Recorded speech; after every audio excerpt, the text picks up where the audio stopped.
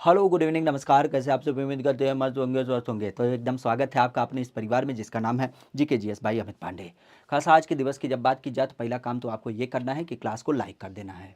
और क्लास को जैसे आप लाइक करते हैं उसके बाद क्या होता है, क्लास को शेयर कर देना होता है। क्यों? क्योंकि इसके बाद क्या होता है, आज का दिवस होता है शनिवार। और हम बार बार कहते हैं कि ये जो शनिवार होता है हमारे जीवन में, हम इस दिवस को क्या करते हैं, बहुत यूनिक बनाने की कोशिश करते हैं। क्योंकि सभी का जो शनि है वह आज अपने उच्चतम स्तर में पहुंच चुका है। और हमारी सदैव से कोशिश होती है कि उस शनि को अपने प्रतिकूल बनाया जाए, जो सदैव क्या करता है, हमारे लिए निगेटिव होता है। तो इसी नाते आज के संदर्भ में हम क्या करें, यहाँ पे खास करके शनि को याद करते हुए आज शनिवार के दिवस में कुछ शनि की धारा को कम करते हुए उस शनि को उच्चतम स्तर से हटा करके खुद को उच्चतम स्तर तक पहुंचाने का हम विशेषतः प्रयास कर रहे हैं। ठीक है, तो चलिएगा, आज की संकल्पनाओं में कुछ विशेष मुद्दों के ऊपर चर्चा की जाएगी। क्योंकि आज शनिवार का दिवस है तो थेटिकल पार्टों को थोड़ा सा कवर करते हुए हम यहाँ पे आपके साथ जुड़ेंगे। तो चलिएगा, आज के विषय बिंदु को यहाँ से हम शुरू करते हैं।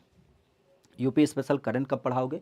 देखो, एक क्लास आपकी मंडे की हो गई थी, मंडे या ट्यूसडे में हुई थी, जिसमें हमने फरवरी के कुछ करंट अफेयर देख लिए थे। ठीक है, अब यहाँ पे अगर देखा जाए तो कल जो संडे का दिवस है, कल हम जनवरी महीने वाला करंट अफेयर देख लेंगे। ठीक है, तो जनवरी फरवरी इधर का हमारा कवर हो जाएगा।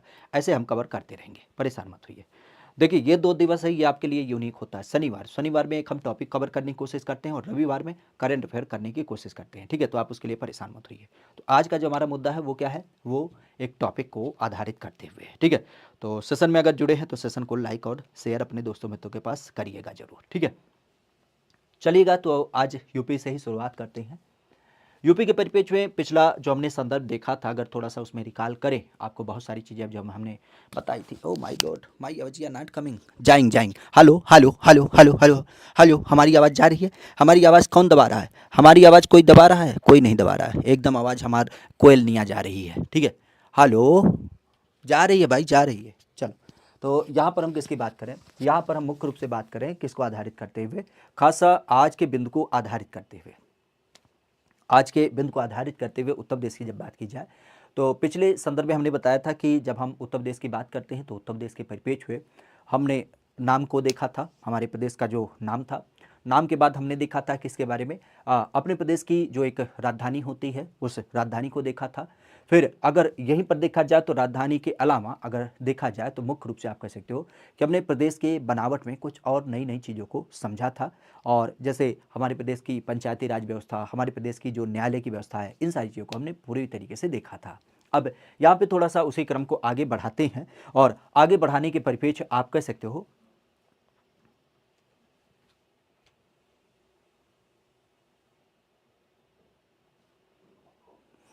दीपू कुमार, अच्छा, परेशान काहे हो रहे हो? ठीक है, अगर जुड़े हो, विश्वास है तो इतना विश्वास बनाए रखिए, इतने बहुत है, आप उसके लिए चिंतित मत होइए। चलिए, तो यहाँ पर हम अगर देखें तो किसके बारे में बात करेंगे, आज थोड़ा सा हम उत्तर प्रदेश के कुछ मुख्य मुद्दों के बारे में चर्चा करेंगे। ठीक है, उत्तर प्रदेश मुख्य मुद्दे क्या हैं? मुख्य मुद्दे यही हैं, शुद्ध रूप से अगर देखा जाए तो आज ये जो हमारा उत्तर प्रदेश है, आज भले हमारा ये उत्तर प्रदेश है, लेकिन इस उत्तर प्रदेश पे लगभग सभी लोगों का बराबर का अधिकार है। जिस तरीके से ये हमारा उत्तर प्रदेश है, उसी तरीके से यही उत्तर प्रदेश आपका भी है। तो इस चीज़ को ध्यान रखिएगा।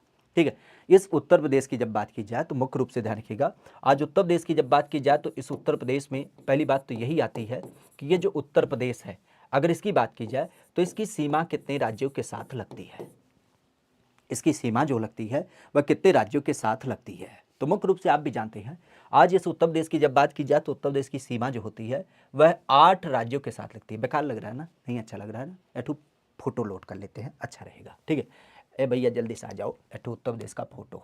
ठीक है, उत्तर प्रदेश मैप। ठीक है, बढ़िया नहीं लग रहा है, थोड़ा सा चीमन चीमन लगता है तो बढ़िया लगता है। ठीक है, कहाँ चले गए? Video video, image image image image image, अरे भैया ब्लैंक मैप, ब्लैंक मैप, ये रहे, इन्हें लिया जाए का? लाल लाल कलर में दिख रहे हैं। ठीक है, लाल कलर बहुत बेकार हो जाएगा, ये लेते हैं सफ़ेद कलर। हाँ, जब पढ़ा ही रहे हैं तो थोड़ा सा बेहतर तरीके से पढ़ाएं, कोनो खाना पूर्ति थोड़ी न करना है।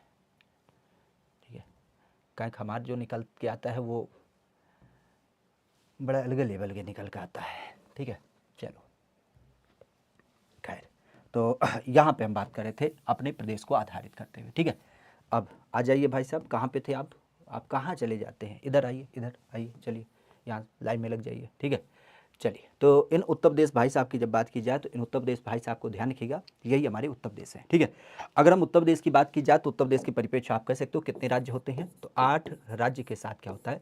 सीमा साझा करता है। 8 राज्यों की जब बात की जाए तो 8 राज्य कौन से हैं? तो मुख्यतः ध्यान रखिएगा, अगर हम सीमा की बात करते हैं तो एक जो सीमा साझा होती है वह आपके किसके साथ? हिमाचल प्रदेश के साथ। अरे उत्तराखंड की जब बात की जाए तो उत्तराखंड के साथ क्या होती है? हमारी सीमा साझा होती है। सर जी आवाज़ ना आ रही है आपकी, कसम। अरे हमारी कसम ना खाओ, एक काम करो, पेजवा रिफ्रेश कर लो। ठीक है, एक बार बंद करके फिर से खोल लो। अच्छा आवाज़ ये नहीं जा रही है तो बेचारी का जानेगी, आवाज़ ना आ रही है। मोबाइल बंद करके फिर से ओपन करो, फिर से खोलो। ठीक है, फिर आ जाएगी, कोई समस्या नहीं है। एक बार रिफ्रेश कर लो या फिर आवाज़ यहाँ से क्लियर हो जाएगी। ठीक है, तो जैसा कि हम बता रहे थे कि इसको लेकर के आपके 8 राज्यों को लेकर के, 8 राज्यों की जब बात की जाए तो 8 राज्यों में उत्तराखंड हो जाता है। उत्तराखंड के अलावा अगर देखा जाए तो यहीं पे एक आपका आता है जिसको हम कहते हैं हिमाचल प्रदेश। हिमाचल प्रदेश, तो हिमाचल प्रदेश और फिर आपका उत्तराखंड। ठीक है, उत्तराखंड और फिर आपका हिमाचल प्रदेश, ये सारे क्या हो जाते हैं? यह नाम आपको देखे मिलते हैं। इसके अलावा क्या होता है? इसके अलावा आप कह सकते हो हरियाणा। हरियाणा के अलावा अगर देखा जाए तो यहीं पर ध्यान रखिएगा किसके बारे में? खास करके आप कह सकते हो कि हरियाणा के बाद आपका राजस्थान। राजस्थान के अलावा अगर देखा जाए तो यहीं पे आप कह सकते हो किसके बारे में? मध्य प्रदेश के बाद फिर आपका किसका नाम आता है? छत्तीसगढ़ के अलावा झारखंड, और झारखंड के बाद किसका नाम आता है? बिहार। तो आज यूपी के अवस्थिति की जब बात की जाए तो यूपी के अवस्थिति के परिप्रेक्ष्य ये क्या हो जाते हैं? या आपके पड़ोसी होते हैं। ठीक है, पड़ोसी की जब बात की जाए तो हमारे पड़ोसी कौन से हैं? 8 राज्यों के रूप में यह नाम देख मिलता है। अगर हम क्रम से इनको काउंट करें तो उत्तराखंड पहला, हिमाचल प्रदेश दूसरा, हरियाणा तीसरा, राजस्थान चौथा, आपका मध्य प्रदेश पाँचवा, छठा आपका छत्तीसगढ़, सातवां आपका झारखंड और फिर आपका 8वां ये बिहार। ठीक है, तो इस तरीके से क्या होते हैं? 8 राज्यों के साथ हमारी सीमा साझा करती है। पहली बात तो ये क्लियर हो गई। बिल्कुल आसान सी बात है कि अगर हम उत्तर प्रदेश की बात करें तो उत्तर प्रदेश की सीमा जो लगती है वो क्या लगती है? 8 राज्यों के साथ लगती है। इसके बाद यहीं पर ध्यान रखिएगा, यहाँ पे एक छोटा सा लोकेशन है जिसको हम नाम देते हैं दिल्ली। ठीक है, दिल्ली की जब बात की जाए तो दिल्ली के साथ कौन सी सीमा साझा करती है? तो दिल्ली की जब बात की जाए तो दिल्ली के परिप्रेक्ष्य, चूंकि आप भी जानते हैं ये क्या है? ये यूटी है, अर्थात यूनियन टेरिटरी है। यूनियन टेरिटरी की जब बात की जाए तो आप कह सकते हो ये केंद्र शासित प्रदेश है। तो इस दशा में 8 राज्य होते हैं और 8 राज्य के अलावा एक आपका क्या होता है? केंद्र शासित प्रदेश भी इसके साथ जुड़ जाता है। तो केंद्र शासित प्रदेश और फिर आपके 8 राज्य ये क्या करते हैं? ये उत्तर प्रदेश के साथ अपनी सीमा को साझा करते हैं। क्लियर? यहाँ तक कोई संशय नहीं। अब यहाँ पे सीमा साझा करने की जब बात की जाए तो एक बात आती है कि ये तो बात हो गई नॉर्मल वे में। बिंदु आता है कि हमारे प्रदेश की सीमा सबसे ज्यादा किसके साथ साझा करती है? तो मुख्य रूप से ध्यान रखिएगा, आज हमारे प्रदेश की जो सीमा सबसे ज्यादा साझा होती है या सबसे कम किसके साथ साझा होती है? तो इन दोनों का नाम ध्यान रखिएगा। दोनों कौन भाई साहब हैं? दोनों भाई साहब की जब बात की जाए तो दोनों भाई बहन का नाम ध्यान रखिएगा। एक का नाम है मध्य प्रदेश और एक का नाम है हिमाचल प्रदेश। ये है कौन? ये पड़ोसी है हमारे। इन पड़ोसी की जब बात की जाए तो इन पड़ोसी का नाम ध्यान रखिएगा। मुख्यतः अगर देखा जाए तो ये हमारे यूपी में पाए जाते हैं। ये कौन कौन है? तो ध्यान रखिएगा, जब हम अपने यहाँ पे बात करते हैं कि हमारे यूपी की सबसे कम लंबाई, अर्थात आप सीधे तौर पे कह सकते हैं कि हमारे प्रदेश की न्यूनतम लंबाई किसके साथ साझा होती है? तो न्यूनतम लंबाई जो साझा होती है सीमा के रूप में वह किसके साथ होता है? वह आपके हिमाचल प्रदेश के साथ साझा होता है। और फिर बात आती है हमारे प्रदेश की सीमा सबसे अधिक किसके साथ साझा होती है? तो सबसे लंबी जो सीमा साझा होती है वह साझा होती है किसके साथ? वह साझा होती है मध्य प्रदेश के साथ। 11 जिले क्या करते हैं? यहाँ पर सीमा साझा करते हैं। तो उत्तर प्रदेश के 11 ऐसे जिले हैं जो क्या करते हैं, आपके मध्य प्रदेश के साथ सीमा साझा करते हैं। ठीक है, तो पहली बात तो यही आती है। खास करके हमारे प्रदेश की सबसे कम लंबाई की सीमा किसके साथ साझा होती है, तो ये साझा होती है हिमाचल प्रदेश। और खास यहाँ पे बात आती है कि हमारे प्रदेश की सीमा सबसे ज़्यादा किसके साथ साझा होती है, तो ये हो जाता है मध्य प्रदेश। अच्छा, इसको थोड़ा सा क्वेश्चन फॉर्मेट में लिखते चले तो ये बेहतर हो जाएगा। ठीक है, वैसे तो हमारी राइटिंग बहुत अच्छी नहीं है, लेकिन फिर भी हम कोशिश करते हैं कि उत्तर प्रदेश की सीमा, उत्तर प्रदेश की सीमा जो होती है वह, ध्यान रखिएगा, 8 राज्य के साथ साझा करती है। 8 राज्य के साथ क्या होती है, साझा करती है। और 8 राज्य एवं 8 राज्य एवं एक केंद्र शासित, एवं एक केंद्र शासित प्रदेश के साथ क्या होती है, साझा करती है। और इस नाते खासा ध्यान रखिएगा कि आज पूरे देश में क्या है, सबसे ज़्यादा अगर किसी के साथ साझा होती है, ठीक है, तो यहाँ पे ध्यान रखिएगा, आज अगर हम अपने यूपी की बात करें तो हमारे प्रदेश में, खास करके पूरे भारत में सबसे ज़्यादा अगर किसी के साथ सीमा साझा होती है तो वह क्या होती है, वह आपके उत्तर प्रदेश के ही परिप्रेक्ष्य दिख मिलता है। जहाँ पे राज्यों की जब बात की जाए तो राज्यों के नाम क्या होते हैं, खास आप कह सकते हो उत्तराखंड, हिमाचल प्रदेश, हरियाणा, राजस्थान, मध्य प्रदेश, छत्तीसगढ़, झारखंड और फिर आपका बिहार। ये 8 राज्य होते हैं और एक केंद्र शासित प्रदेश जो है जिसका नाम आपको दिल्ली देख मिलता है। तो इस तरीके से ये क्या होते हैं। अब यहाँ पर अगर कहा जाए तो कुल कितने होते हैं, ये ध्यान रखिएगा, यहाँ पर कुल आपके 9 राज्य होते हैं। तो आपसे अगर क्वेश्चन पूछा जाता है, लेकिन क्वेश्चन का फॉर्मेट ध्यान रखिएगा कि राज्य के साथ केंद्र शासित प्रदेश लगा होगा, तो उस दशा में कुल क्या होंगे, उस दशा में कुल 9 राज्य होंगे। लेकिन सामान्य अवस्था में अगर देखा जाए तो कुल क्या करते हैं, कुल 8 राज्य होते हैं। ठीक है, तो सामान्य अवस्था में केवल राज्यों की बात की जाएगी तो वह क्या होगी, वह होगा 8 राज्यों के साथ। ठीक है, लेकिन अगर देखा जाए तो कुल कितने होते हैं केंद्र शासित के साथ मिला करके, तो ये होते हैं 8 राज्य प्लस में एक यूटी। ठीक है, 8 राज्य और प्लस में क्या होता है, एक यूटी। तो ये क्या मिल जाते हैं, यह आपके कुल 9 राज्यों की संकल्पना दिख मिलती है। ठीक है, तो 8 राज्य एक यूटी मिलकर के क्या करते हैं, कुल आपके 9 राज्य हमारे यहाँ पर दिख मिलते हैं। अब देखा जाए तो ये तो हो गई राज्य की सीमा को लेकर के। हमने इसको याद करने के लिए आपको एक ट्रिक भी बता रखा है, अगर आपको संयोग से याद आ रहा हो तो बताया भी है कि आप याद रखिएगा कि जैसे एक शब्द है कि हीरे का दिल है मुझ में। क्या है, हीरे का दिल है मुझ में, वो क्या करता है, वो 36 बार धड़कता है, वो 36 बार धड़कता है। तो इस दशा में क्या हो जाता है, इससे हमें संज्ञा मिल जाती है कि क्या क्या विषय किन किन पहलू से समित होता है। जैसे हीरे के परिप्रेक्ष्य आप कह सकते हो कि हिमाचल प्रदेश, हिंदी में लिख लेते हैं हिमाचल प्रदेश, आर से राजस्थान, और दिल मतलब आप कह सकते हो कि दिल्ली, है की जब बात की जाए तो आपका हरियाणा, माँ की जब बात की तो मध्य प्रदेश, झ की जब बात करी तो झारखंड, ऊ की जब बात की जाए तो उत्तराखंड, 36 का मतलब छत्तीसगढ़, और बार का मतलब बिहार। तो ये क्या होते हैं, 9 राज्य की सीमा हमारे यहाँ पर क्या होती है, साझा होती है।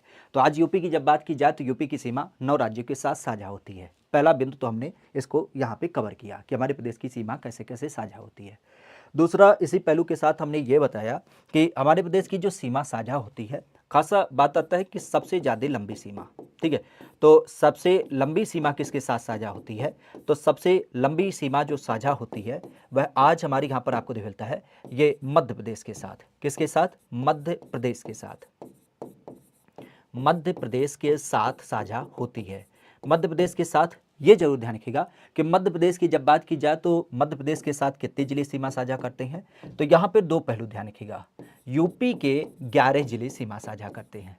यूपी के 11 जिले हैं जो क्या करते हैं, मध्य प्रदेश के साथ अपनी सीमा साझा करते हैं। ठीक है, अगर यहाँ पे देखा जाए तो यहाँ पे ध्यान रखिएगा, अगर हम यूपी की बात करें तो यूपी के 11 जिले क्या करते हैं, सीमा साझा करते हैं। लेकिन अगर यहीं पर देखा जाए तो आपसे कहा कि मध्य प्रदेश के कितने जिले हैं, तो ये भी ध्यान रखिएगा, मध्य प्रदेश के 11 जिले क्या करते हैं, यूपी के साथ सीमा साझा करते हैं। तो यूपी के 11 जिले मध्य प्रदेश के साथ साझा करते हैं। लेकिन अगर आपसे कहता है कि नहीं हमें मध्य प्रदेश का बताइए, तो मध्य प्रदेश के क्या होते हैं, जिले जो होते हैं 14, वह यूपी के साथ सीमा साझा करते हैं। तो थोड़ा सा इसमें अंतर समझ के रखिएगा। इस अंतर को आप समझ पा रहे हैं कि ना, गुरु जी आज नाराज हो, हाँ बिल्कुल। मतलब कौन ही काम में खत्ते नाराज होंगे, हद है पूरी तरीके से। इतना बढ़िया इत्मीनान से बहुत लह लह एकदम पढ़ा रहे हैं, अभी हमें नाराज़गी कहाँ से दिख जाती है। तो यूपी की जब बात की जाए तो यूपी के परिप्रेक्ष्य में पहला नाम आता है किसको लेकर के, सीमा साझा करने के लिए। सीमा साझा करने की जब बात की जाए तो पहला बिंदु क्या होता है, तो पहला बिंदु आता है कि मध्य प्रदेश के साथ हमारी सीमा साझा होती है, और मध्य प्रदेश के परिप्रेक्ष्य में यूपी के 11 जिले साझा होते हैं, ये सबसे महत्वपूर्ण बात होती है। लेकिन अगर यहाँ पे देखा जाए तो मध्य प्रदेश की जब बात की जाए तो मध्य प्रदेश के परिप्रेक्ष्य क्या होगा, मध्य प्रदेश के 11 जिले सीमा साझा करते हैं। ठीक है, मध्य प्रदेश की जब बात की जाए तो मध्य प्रदेश के 11 जिले और यूपी के क्या होते हैं, मध्य प्रदेश के 14 जिले और यूपी के 11 जिले होते हैं। ठीक है, अब यहाँ पे दूसरा बिंदु आता है कि हमारे प्रदेश की सबसे कम लंबी सीमा किसके साथ साझा होती है, तो सबसे कम अर्थात हम कह सकते हैं न्यूनतम लंबाई। तो न्यूनतम लंबाई की जब बात की जाए तो न्यूनतम लंबाई किसके साथ साझा होती है, तो न्यूनतम लंबाई की जब बात की जाए तो न्यूनतम लंबाई की जो सीमा साझा होती है, आज अगर इसकी बात की जाए तो न्यूनतम लंबाई जो साझा होती है वह किसके साथ होती है, तो न्यूनतम लंबाई के बारे में ध्यान रखिएगा, न्यूनतम लंबाई जो साझा होती है वह आपके साझा होती है हिमाचल प्रदेश के साथ, हिमाचल प्रदेश के साथ। आज हिमाचल प्रदेश की जब बात की जाए तो हिमाचल प्रदेश के साथ कौन सीमा साझा करता है, तो ये ध्यान रखिएगा केवल हमारे यूपी का एक जिला है जिसका नाम है सहारनपुर। ठीक है, तो सहारनपुर जिले की जब बात की जाए तो सहारनपुर जिले के साथ क्या होता है, इसकी सीमा साझा हो जाती है। ठीक है, तो सीमा के बिंदु की जब बात की जाए तो सीमा के परिप्रेक्ष्य में ध्यान रखिएगा हमारे यहाँ पर क्या होता है, हमारे यहाँ पर न्यूनतम लंबाई जो साझा होती है, अगर इसकी बात की जाए तो ये नाम ध्यान रखिएगा, ये संबंधित होता है हिमाचल प्रदेश सहारनपुर के परिप्रेक्ष्य में।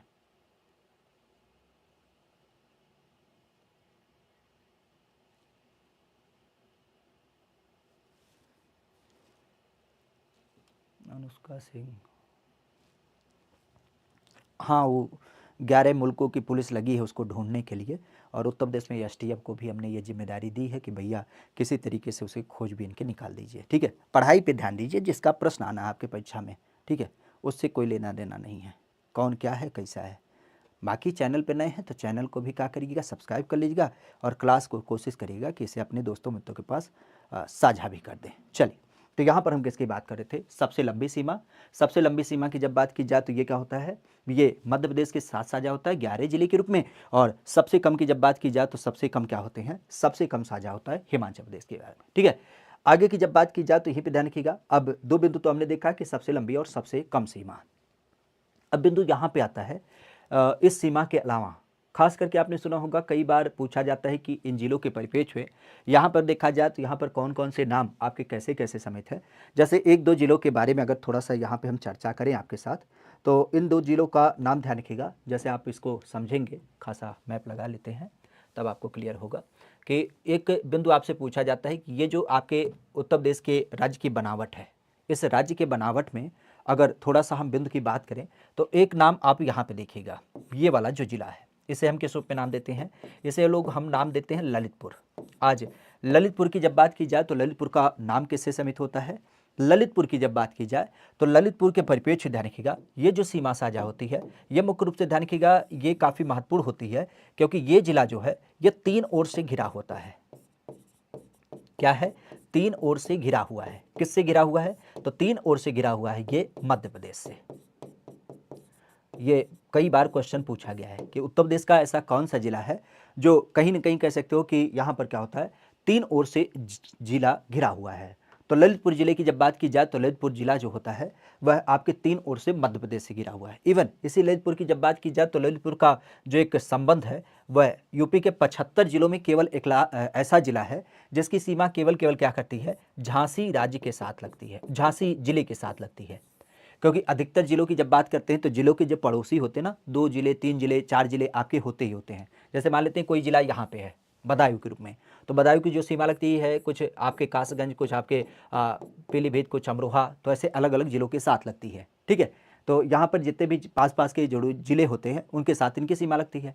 लेकिन अगर मुख्य रूप से कहें तो ये जो ललितपुर जिला है चूँकि 3 ओर से ये मध्य प्रदेश से घिरा, तो एक और केवल बचता है, और वह जो एक और बचता है वह झांसी के साथ साझा होता है। ठीक है, तो झांसी के साथ क्या करता है, ये केवल साझा होता है, पहली बात।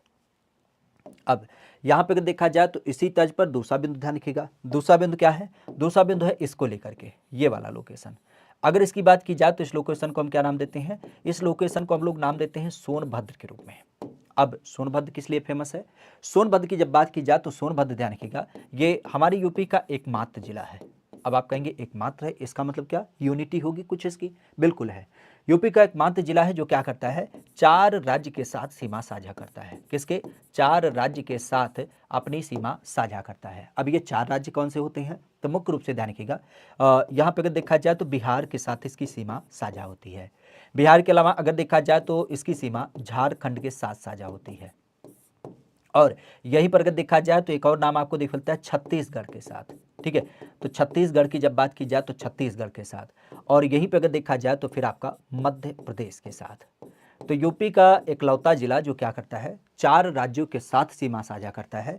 और उसकी जब बात की जाए तो उसका संबंध क्या होता है, वह होता है आपके सोनभद्र के रूप में। तो सोनभद्र यूपी का एक ऐसा जिला हो जाता है जिसकी जब बात की जाए जो मुख्य रूप से क्या करता है, अपनी सीमा को साझा करता है। ठीक है, अगर इसकी बात की जाए तो सोनभद्र नाम का जो एक जिला है वह अपनी सीमा किसके साथ साझा करता है, तो ये 4 जिलों के साथ साझा करता है।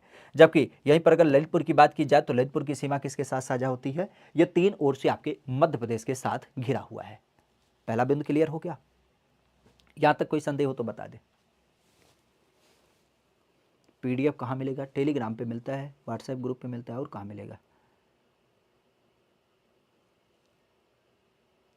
देखो जिसको ना पढ़ना हो ना पढ़े, ठीक है, हमारी यही प्रवृत्ति होगी, बेहतर तरीके से एक एक चीज़ों को समझ करके हम पढ़ेंगे। ठीक है, नहीं पढ़ना, फजूल का टाइम लग रहा है तो बर्बाद ना हो। ठीक है, दुनिया भर के रील बने हुए हैं, शॉर्ट वीडियो आपके सजेशन में आते रहते हैं, तो उनका देख करके कुछ मनोरंजन करिए, क्योंकि वही आपकी परीक्षा में पूछे जाने हैं। ठीक है, तो आप उसकी तरफ आकर्षित होइए, इसकी तरफ ना आकर्षित होइए। यह उनके लिए है जिनको एक बेहतर तरीके से अध्ययन करना है। ठीक है, कुछ लोग ऐसा यहीं कपार पटक रहे हैं कि क्वेश्चन नहीं हो रहा है, ये नहीं हो रहा है। रोज़ होता है, क्या कर लेते हो हैं, रोज़ क्वेश्चन होता है उसमें का तीर मार लेते हो। अरे एक दिन पढ़ लिया करो, पढ़ोगे तभी उसके आधार पे क्वेश्चन कर पाओगे। ठीक है,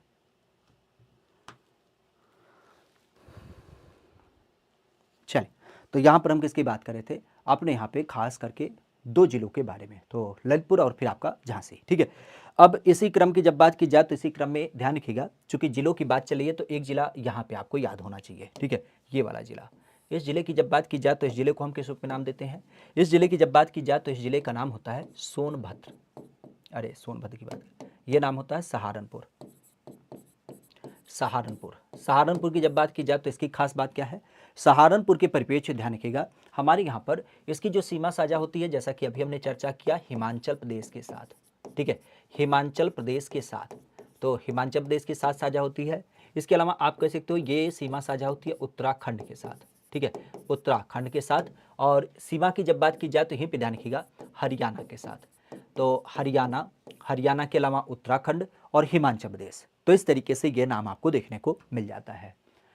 अब इन चीज़ों को जांचने के बाद अगर हम यहाँ पे एक क्वेश्चन आपसे पूछें कि हमारे उत्तर प्रदेश के परिप्रेक्ष्य में कुछ ऐसे जिलों का नाम बताइए जो केवल केवल क्या करते हैं, एक एक राज्यों के साथ सीमा साझा करते हैं। क्योंकि अधिकतर की अगर बात करेंगे ना तो कोई 2 राज्य के साथ, कोई 3 राज्य के साथ अपनी सीमा साझा करता है।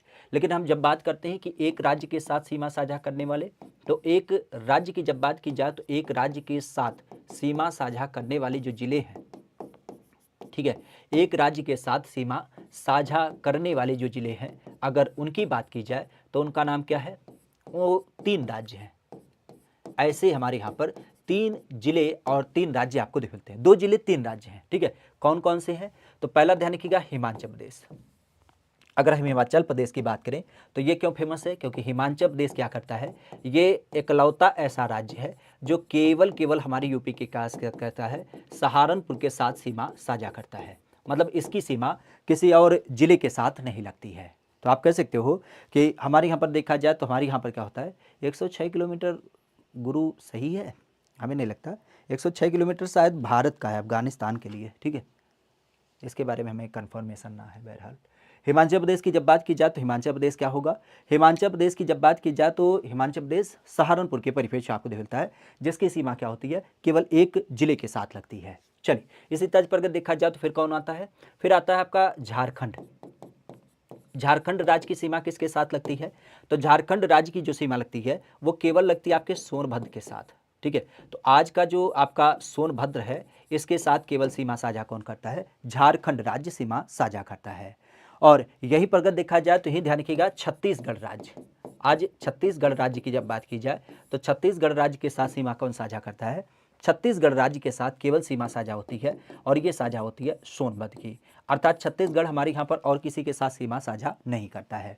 ना ही आप कह सकते हो कि सोनभद्र किसी और राज्य के साथ सीमा साझा करता है झारखंड छत्तीसगढ़ के अलावा। ठीक है, तो यहाँ पर दो जिले ऐसे होते हैं हमारे यूपी के संदर्भ में, खास करके सहारनपुर और फिर आपका सोनभद्र, जिनकी सीमा की जब बात की जाए तो हिमाचल प्रदेश के साथ सहारनपुर लगता है। और इसके अलावा अगर देखा जाए तो झारखंड के परिप्रेक्ष्य क्या होता है, झारखंड के पास सोनभद्र की सीमा लगती है और फिर आपके छत्तीसगढ़ की जब बात की जाए तो छत्तीसगढ़ के परिप्रेक्ष्य में भी आपका क्या होता है, सोनभद्र आपको देखने को मिल जाता है।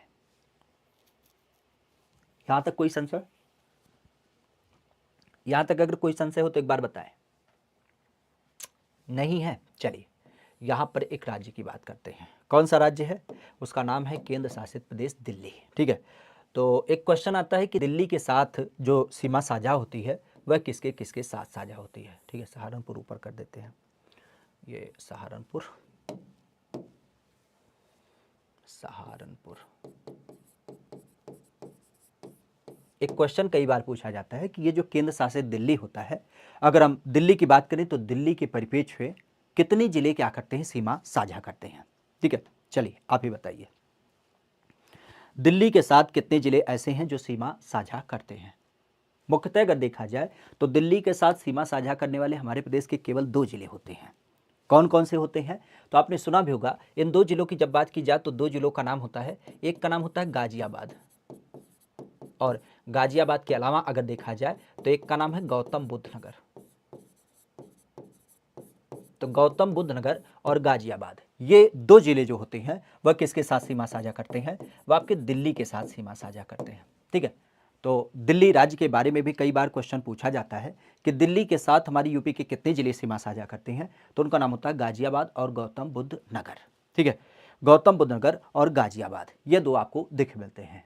अच्छा, चूंकि हमने दिल्ली की बात की तो लगे हाथ यहीं पर बिल्ली खरीद लेते हैं, और बिल्ली की जब बात की जाए तो बिल्ली बोलेगी म्याऊ म्याऊ। खासा ध्यान रखिएगा, यहाँ पे एक राज्य पड़ता है जिसका नाम होता है राजस्थान।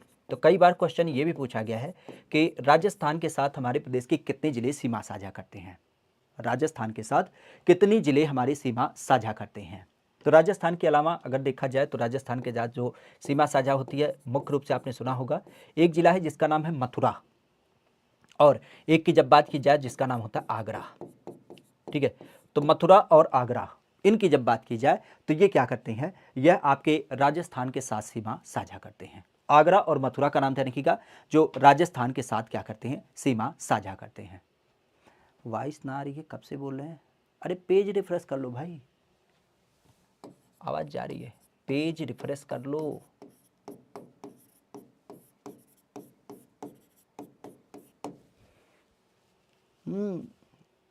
सुनाई दे रहा है? हमारी आवाज जा रही है? नहीं, नहीं सुनाई दे रहा है, नहीं बिल्कुल नहीं सुनाई दे रहा, नहीं सुनाई दे रहा, सही हो जाएगा। चलिए पेज को रिफ्रेश कर लीजिए, पेज को रिफ्रेश कर लीजिए, एकदम सही जा रहा है, एकदम बाकायदा आवाज़ क्लियर है। खैर, दिल्ली की जब बात की जाए तो दिल्ली का संदर्भ कैसे होगा, दिल्ली के परिप्रेक्ष्य में गाजियाबाद और गौतम बुद्ध नगर के साथ सीमा साझा होती है। और राजस्थान की जब बात की जाए तो राजस्थान के परिप्रेक्ष्य क्या होगा, यहाँ पे मथुरा और आगरा, ये दो नाम आपको देखने को मिल जाते हैं। यहाँ तक कोई संशय?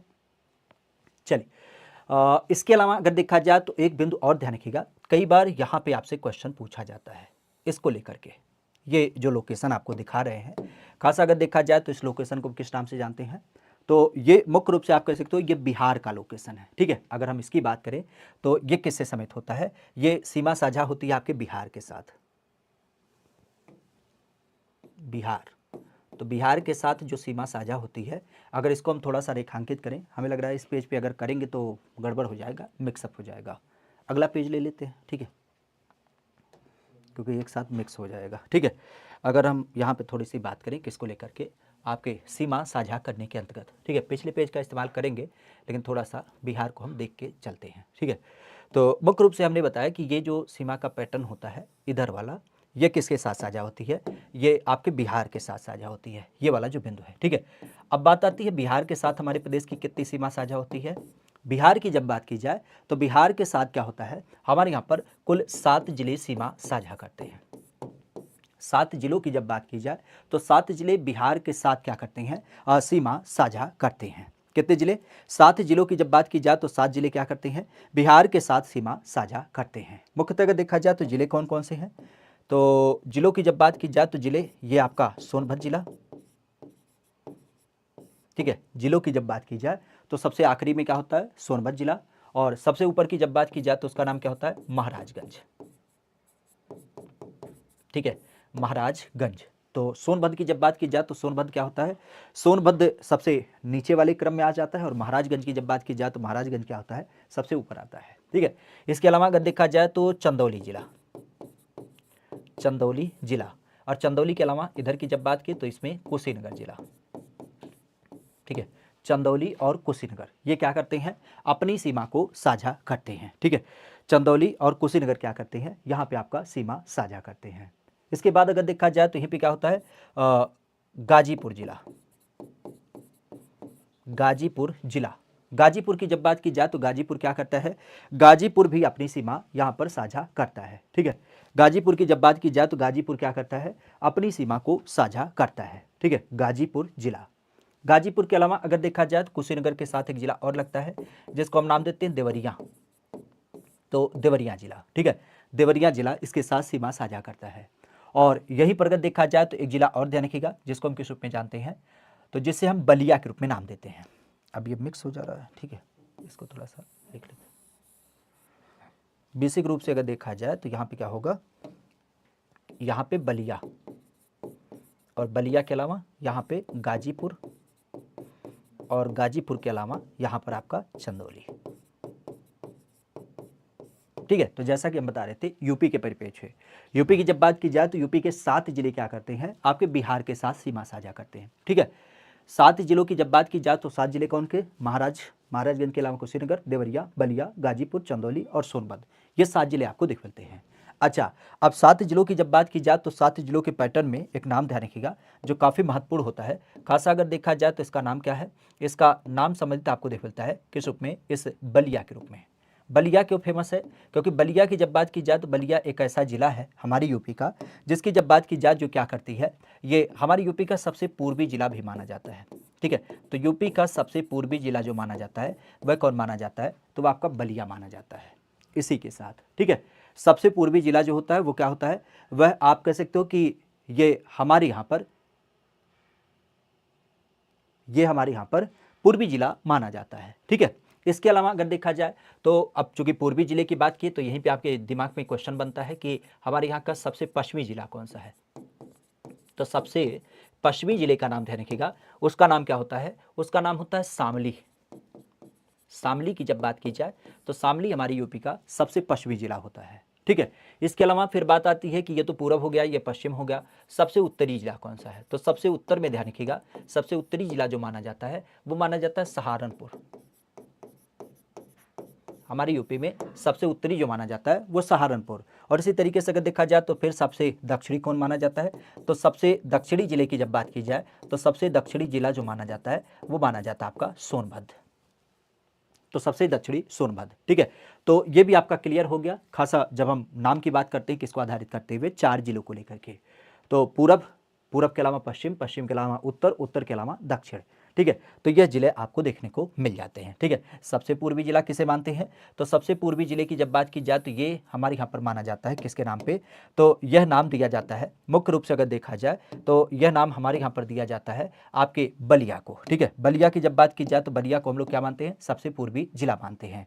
इसी तरीके से अगर देखा जाए तो सबसे दक्षिणी किसे मानते हैं, तो सबसे दक्षिणी जिला जो माना जाता है यह मुख्य रूप से माना जाता है आपके सोनभद्र जिले को। ठीक है, सोनभद्र को हम लोग क्या मानते हैं, सबसे दक्षिणी जिला मानते हैं। मानते हैं। इसी तर्ज पर अगर देखा जाए तो सबसे पश्चिमी किसे मानते हैं, सबसे पश्चिमी जो माना जाता है वह आपके माना जाता है शामली जिले को। ठीक है, तो शामली जिले की जब बात की जाए तो यह सबसे पश्चिमी होता है। और इसी तर्ज पर सबसे उत्तरी जिला कौन सा माना जाता है, तो सबसे उत्तरी की जब बात की जाए तो यह माना जाता है आपका सहारनपुर। ठीक है, तो सहारनपुर की जब बात की जाए तो सहारनपुर सबसे उत्तरी होता है। तो दिशा के आधार पर इसको ध्यान रखिएगा। तो यहाँ पे हमारी चर्चा चल रही थी किसको लेकर के, जब हम जिले की बात कर रहे थे। तो जिले के बारे में 2-3 हमने देखा, जैसे जो क्वेश्चन बनते हैं हम उनकी बात कर रहे थे। तो दिल्ली जो गाजियाबाद गौतम बुद्ध नगर के साथ सीमा साझा करता है, राजस्थान जो मथुरा आगरा के साथ सीमा साझा करता है, और बिहार के परिपेक्ष की बात की जाए तो बिहार के साथ कुल 7 जिले क्या करते हैं, अपनी सीमा साझा करते हैं। ठीक है, बिहार के साथ क्या होता है, यहाँ पे क्या हो जाते हैं, आप कह सकते हो कि यहाँ पे सीमा साझा करते हैं बिहार। अब बिहार के अलावा यहाँ पे एक बिंदु और जुड़ता है, खास अगर देखा जाए तो उसके रूप में आपने कई बार सुना होगा, किसके रूप में, एक सीमा साझा होती है यहाँ पर, ये वाला जो बिंदु है। इस बिंदु की जब बात की जाए तो इस बिंदु को हम किस रूप में नाम देते हैं, तो इस बिंदु की जब बात की जाए तो इस बिंदु को हम मुख्य रूप से नाम देते हैं अपने यहाँ पे खास करके नेपाल के रूप में। तो ध्यान रखिएगा, ये जो हिस्सा साझा होता है यह आपके नेपाल के साथ साझा होता है। और नेपाल की जब बात की जाए तो नेपाल के साथ कुल जिलों की जो सीमा साझा होती है वह कितने जिले होते हैं, तो यहाँ पे आपको पता होना चाहिए 7 जिले सीमा साझा करते हैं। तो नेपाल की जब बात की जाए तो नेपाल के साथ 7 जिले सीमा साझा करते हैं। और यहाँ पर अगर देखा जाए तो यहाँ पर कुल कितने किलोमीटर की सीमा साझा होती है, तो ये 579 किलोमीटर की सीमा साझा होती है। ठीक है, तो 579 किलोमीटर की सीमा आपके नेपाल के साथ साझा होती है। अब नेपाल की जब बात की जाए तो नेपाल के परिप्रेक्ष्य में ये जिलों का जो एक पैटर्न होता है वह कैसे होता है, तो मुख्य रूप से आप कह सकते हो सबसे पहला जो जिला आता है वो संयोग से हमारा जिला है जिसका नाम है सिद्धार्थनगर। सिद्धार्थनगर की जब बात की जाए तो सिद्धार्थनगर क्या है, इसमें सबसे पहला जिला माना जाता है। इसके अलावा अगर देखा जाए तो फिर कौन सा होता है, सबसे पहला जिला कौन सा माना जाता है, तो ये माना जाता है पीलीभीत। ठीक है, तो पीलीभीत की जब बात की जाए तो पीलीभीत सबसे पहला जिला माना जाता है। और यहीं पर अगर देखा जाए तो सिद्धार्थनगर क्या हो जाता है, यह नाम देखने को मिल जाता है। ठीक है, तो किसकी हम बात करें, अपने यहाँ पे नेपाल के माध्यम से। नेपाल की जब बात की जाए तो नेपाल के साथ क्या हो जाता है, यह नाम आपको देखने को मिल जाता है। नेपाल की जब बात की जाए तो नेपाल के साथ क्या होते हैं, कुल आपके खास करके 7 जिले सीमा साझा करते हैं। 7 जिले क्या करते हैं, नेपाल के साथ अपनी सीमा साझा करते हैं।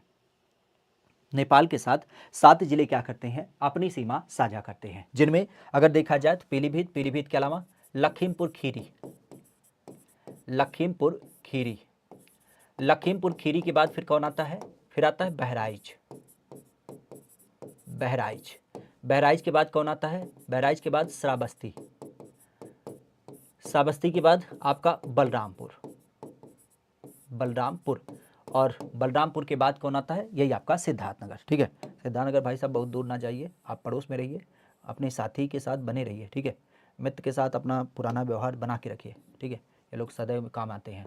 सिद्धार्थनगर,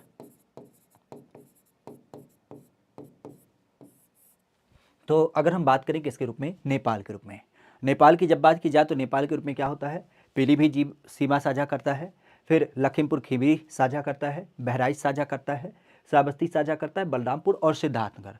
इवन अगर देखा जाए तो इसके साथ एक सीमा और साझा होती है, ये जो महाराजगंज है, तो महाराजगंज को भी लिख देते हैं क्योंकि महाराजगंज की सीमा जो होती है वो नेपाल के साथ भी साझा होती है। ठीक है, तो अब एक चीज़ यहाँ पे आपको थोड़ा सा रिकॉल कराते चले, ध्यान रखिएगा, हमारे यहाँ पर ये जो महाराजगंज नाम का जिला है, अब आपको ये बात क्लियर हो गई होगी अगर आप इसको देख पा रहे हैं, तो महाराजगंज जिला हमारे यूपी का एक ऐसा जिला है जो क्या करता है, जो नेपाल के साथ भी सीमा साझा करता है और जो कह सकते हो कि बिहार के साथ भी सीमा साझा करता है। और यही तो क्वेश्चन बना कि यूपी का एक ऐसा जिला बताइए जो क्या करता है, नेपाल और बिहार दोनों के साथ सीमा साझा करता है। यही क्वेश्चन बना कि यूपी का एक ऐसा जिला बताइए जो नेपाल और बिहार दोनों के साथ क्या करता है, सीमा साझा करता है। तो आप क्या जवाब देंगे, आपको जवाब नहीं पता होगा तो क्या जवाब बताएंगे। ठीक है, बताना पड़ेगा, क्या होगा आपका, महाराजगंज होगा। ठीक है, तो महाराजगंज जिले का नाम ध्यान रखिएगा क्योंकि महाराजगंज जिला एक ऐसा जिला हो गया जिसका नाम क्या हो गया, ये प्रमुख रूप से आप कह सकते हो कि ये क्या करता है, ये आपके नेपाल और यहाँ पर बिहार दोनों के साथ क्या करता है, अपनी सीमा को साझा करता है। इसे लिखने की तो कोई ज़रूरत नहीं है, बाद में हम लिख रहे हैं। ठीक है, फजूल का, क्योंकि यहाँ पे तो लिखा है। ठीक है, तो नेपाल और बिहार के साथ सीमा साझा करने वाला कौन सा होता है? ये आपका महाराजगंज होगा। क्लियर है? अच्छा, अब यहाँ पे थोड़ा सा अगर आपको बताते चले, ध्यान रखिएगा, हमारे यूपी के परिप्रेक्ष्य में खास करके 7 जिले जो होते हैं वो क्या करते हैं, वह आपके यहाँ पर उत्तराखंड के साथ सीमा साझा करते हैं। उत्तराखंड के बारे में ऐसा कोई क्वेश्चन कभी बना नहीं कि कौन सा जिला कैसा है, ठीक है, तो हम उस पर ज़्यादा चर्चा भी नहीं करते हैं। हाँ, ये जरूर पूछा गया कि कितने जिले सीमा साझा करते हैं, तो 7 जिले क्या करते हैं, आपके उत्तराखंड के साथ सीमा साझा करते हैं। अब एक क्वेश्चन आपके सामने आता है कि 7 जिलों के अंतर्गत कौन सा एक ऐसा जिला है जो कहीं ना कहीं आप कह सकते हो कि नेपाल और उत्तराखंड के साथ साझा करता है। जैसे आपने देखा नेपाल और बिहार के परिप्रेक्ष्य, तो यहाँ पर ये वाला जो लोकेशन है, अगर इसकी बात की जाए तो यहाँ पर हम कैसे लिखें, ठीक है, यहाँ पर अगर देखा जाए तो यहाँ पर एक बिंदु आता है कि आपके नेपाल और नेपाल के साथ उत्तराखंड, इन दोनों के साथ सीमा कौन साझा करता है? तो नेपाल और उत्तराखंड की जब बात की जाए तो इस परिप्रेक्ष्य ध्यान रखिएगा, यहाँ पर जो जिला साझा करता है सीमा, अगर उसको हम नाम दें तो उसे क्या नाम दिया जा सकता है? उसे नाम दिया जाता है हमारे यहाँ पर खास करके पीलीभीत के रूप में, ठीक है। तो थोड़ा सा रिकॉल रखिएगा, नहीं पता चले कि में गुमनाम हो जाए बेचारा, ठीक है। तो हम इधर आगे लिख देते हैं, यहाँ लिख देते हैं क्योंकि वहाँ स्पेस नहीं है, कि नेपाल और नेपाल के अलावा खास करके उत्तराखंड, तो नेपाल और उत्तराखंड के साथ जो सीमा साझा करता है उसका नाम क्या है? उसका नाम है पीलीभीत। और इसी तर्ज पर अगर देखा जाए तो नेपाल और बिहार, नेपाल और बिहार इनके साथ जो सीमा साझा करता है उसका नाम क्या है? उसका नाम है आपका क्या हो जाता है? महाराजगंज। ये हम इस कारण से इसको बार बार कह रहे हैं क्योंकि ये थोड़ा सा अंतर्राष्ट्रीय सीमा है, ठीक है। अंतर्राष्ट्रीय सीमा होने की वजह से क्या होता है, ये थोड़ा सा अंतर है।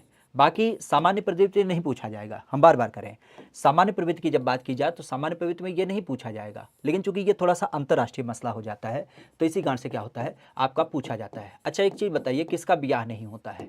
ब्याह तो लगभग सभी लोग करते हैं, लेकिन एक ठो सीमा भी किए थे सचिन के साथ, तो उनका मसला क्या हो गया? अंतर्राष्ट्रीय मुद्दा हो गया। और यही कारण से आप भी देखते हैं कि हमेशा न्यूज़ की रिपोर्टिंग उनके नाम से होती है, ठीक है। तो इसी कारण से अगर आप भी कोई विश्व स्तर का कार्य करते हैं जो रेखांकित हो जाता है तो उसके ऊपर हमेशा से चर्चा की जाती है, क्योंकि ये चर्चा का विषय है। तो यहाँ पर ये नेपाल और नेपाल के अलावा आप कह सकते हो कि जो बिहार या उत्तराखंड होता है, इसके साथ जो सीमा साझा होती है उसके बारे में कई बार क्वेश्चन पूछा गया है।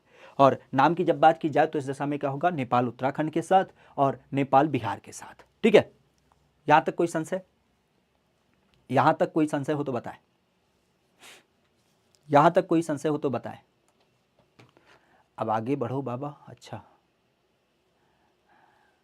देखो गुरु, ये बड़ा बेकार लगता है, सही बता रहे हैं, हम बड़े मन से पढ़ाने की कोशिश करते हैं, ठीक है।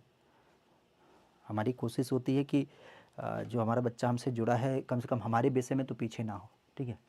और इस पर जब आप लोग एक टिप्पणी करते हो आगे बढ़ो, क्या लॉजिक होता है? मतलब हम यहाँ बैठ के बकैती काट रहे हैं, एक एक चीज़ों को बताने की कोशिश कर रहे हैं, जहाँ से भी कोई बिंदु निकल रहा है उसका प्रयास कर रहे हैं कि कम से कम जिस एक नज़रिए को हम समझ पाते हैं वो आपके जहन में भी बैठे, ठीक है।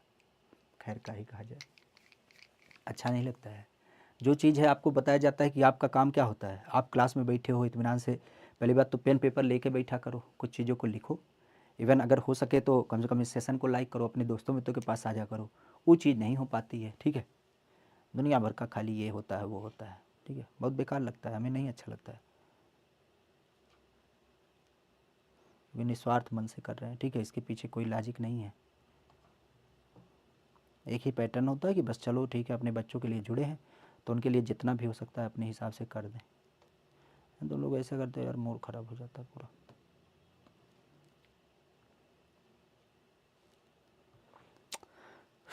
चलिए, तो यहाँ पर हम किसकी बात करें? यहाँ पर हम मुख्य रूप से बात कर रहे थे सीमा को लेकर के, सीमा आधारित।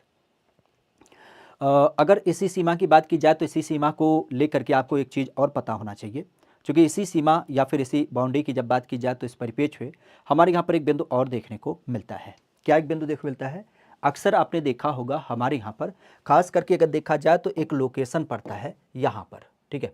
इस लोकेशन की जब बात की जाए तो इस लोकेशन को हम लोग नाम देते हैं, बड़ा प्यारा नाम होता है, इसे क्या नाम दिया जाता है? इसे नाम दिया जाता है बुंदेलखंड। थोड़ी सी चर्चा इसके बारे में। आज बुंदेलखंड की जब बात की जाए तो बुंदेलखंड किस कारण से फेमस है? पहली बात तो ध्यान रखिएगा, ये जो बुंदेलखंड नाम का लोकेशन है, बेसिकली अगर इसके बारे में चर्चा की जाए तो जो बुंदेलखंड नाम का लोकेशन है, ठीक है, अगर हम बुंदेलखंड की बात करें तो बुंदेलखंड के बारे में ध्यान रखिएगा। ये जो बुंदेलखंड नाम का लोकेशन है, ये अकेला कोई क्षेत्र नहीं है, बल्कि इसकी जब बात की जाए तो इसके अंतर्गत कुल 14 जिले शामिल होते हैं। कितने जिले शामिल हैं? कुल 14 जिले आपके शामिल किए गए हैं। और 14 जिलों की जब बात की जाए तो 14 जिले कौन कौन से होते हैं? तो मुख्य रूप से ध्यान रखिएगा, 14 जिलों की जो संज्ञा है उसमें खास करके आपके कह सकते हो कि 7 जिले जो हैं वह आपके उत्तर प्रदेश से शामिल हैं।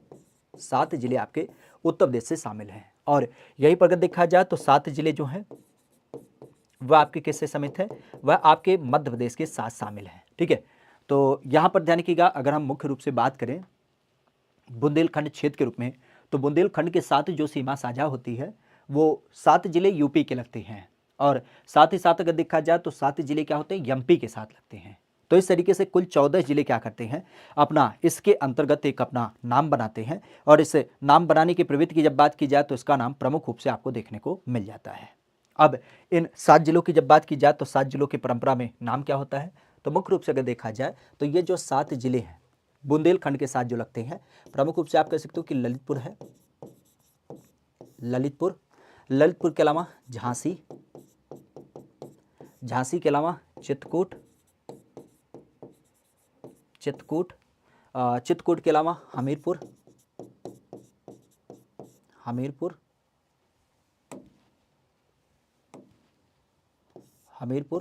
हमीरपुर के अलावा बांदा के अलावा महोबा, और महोबा के अलावा जालौन।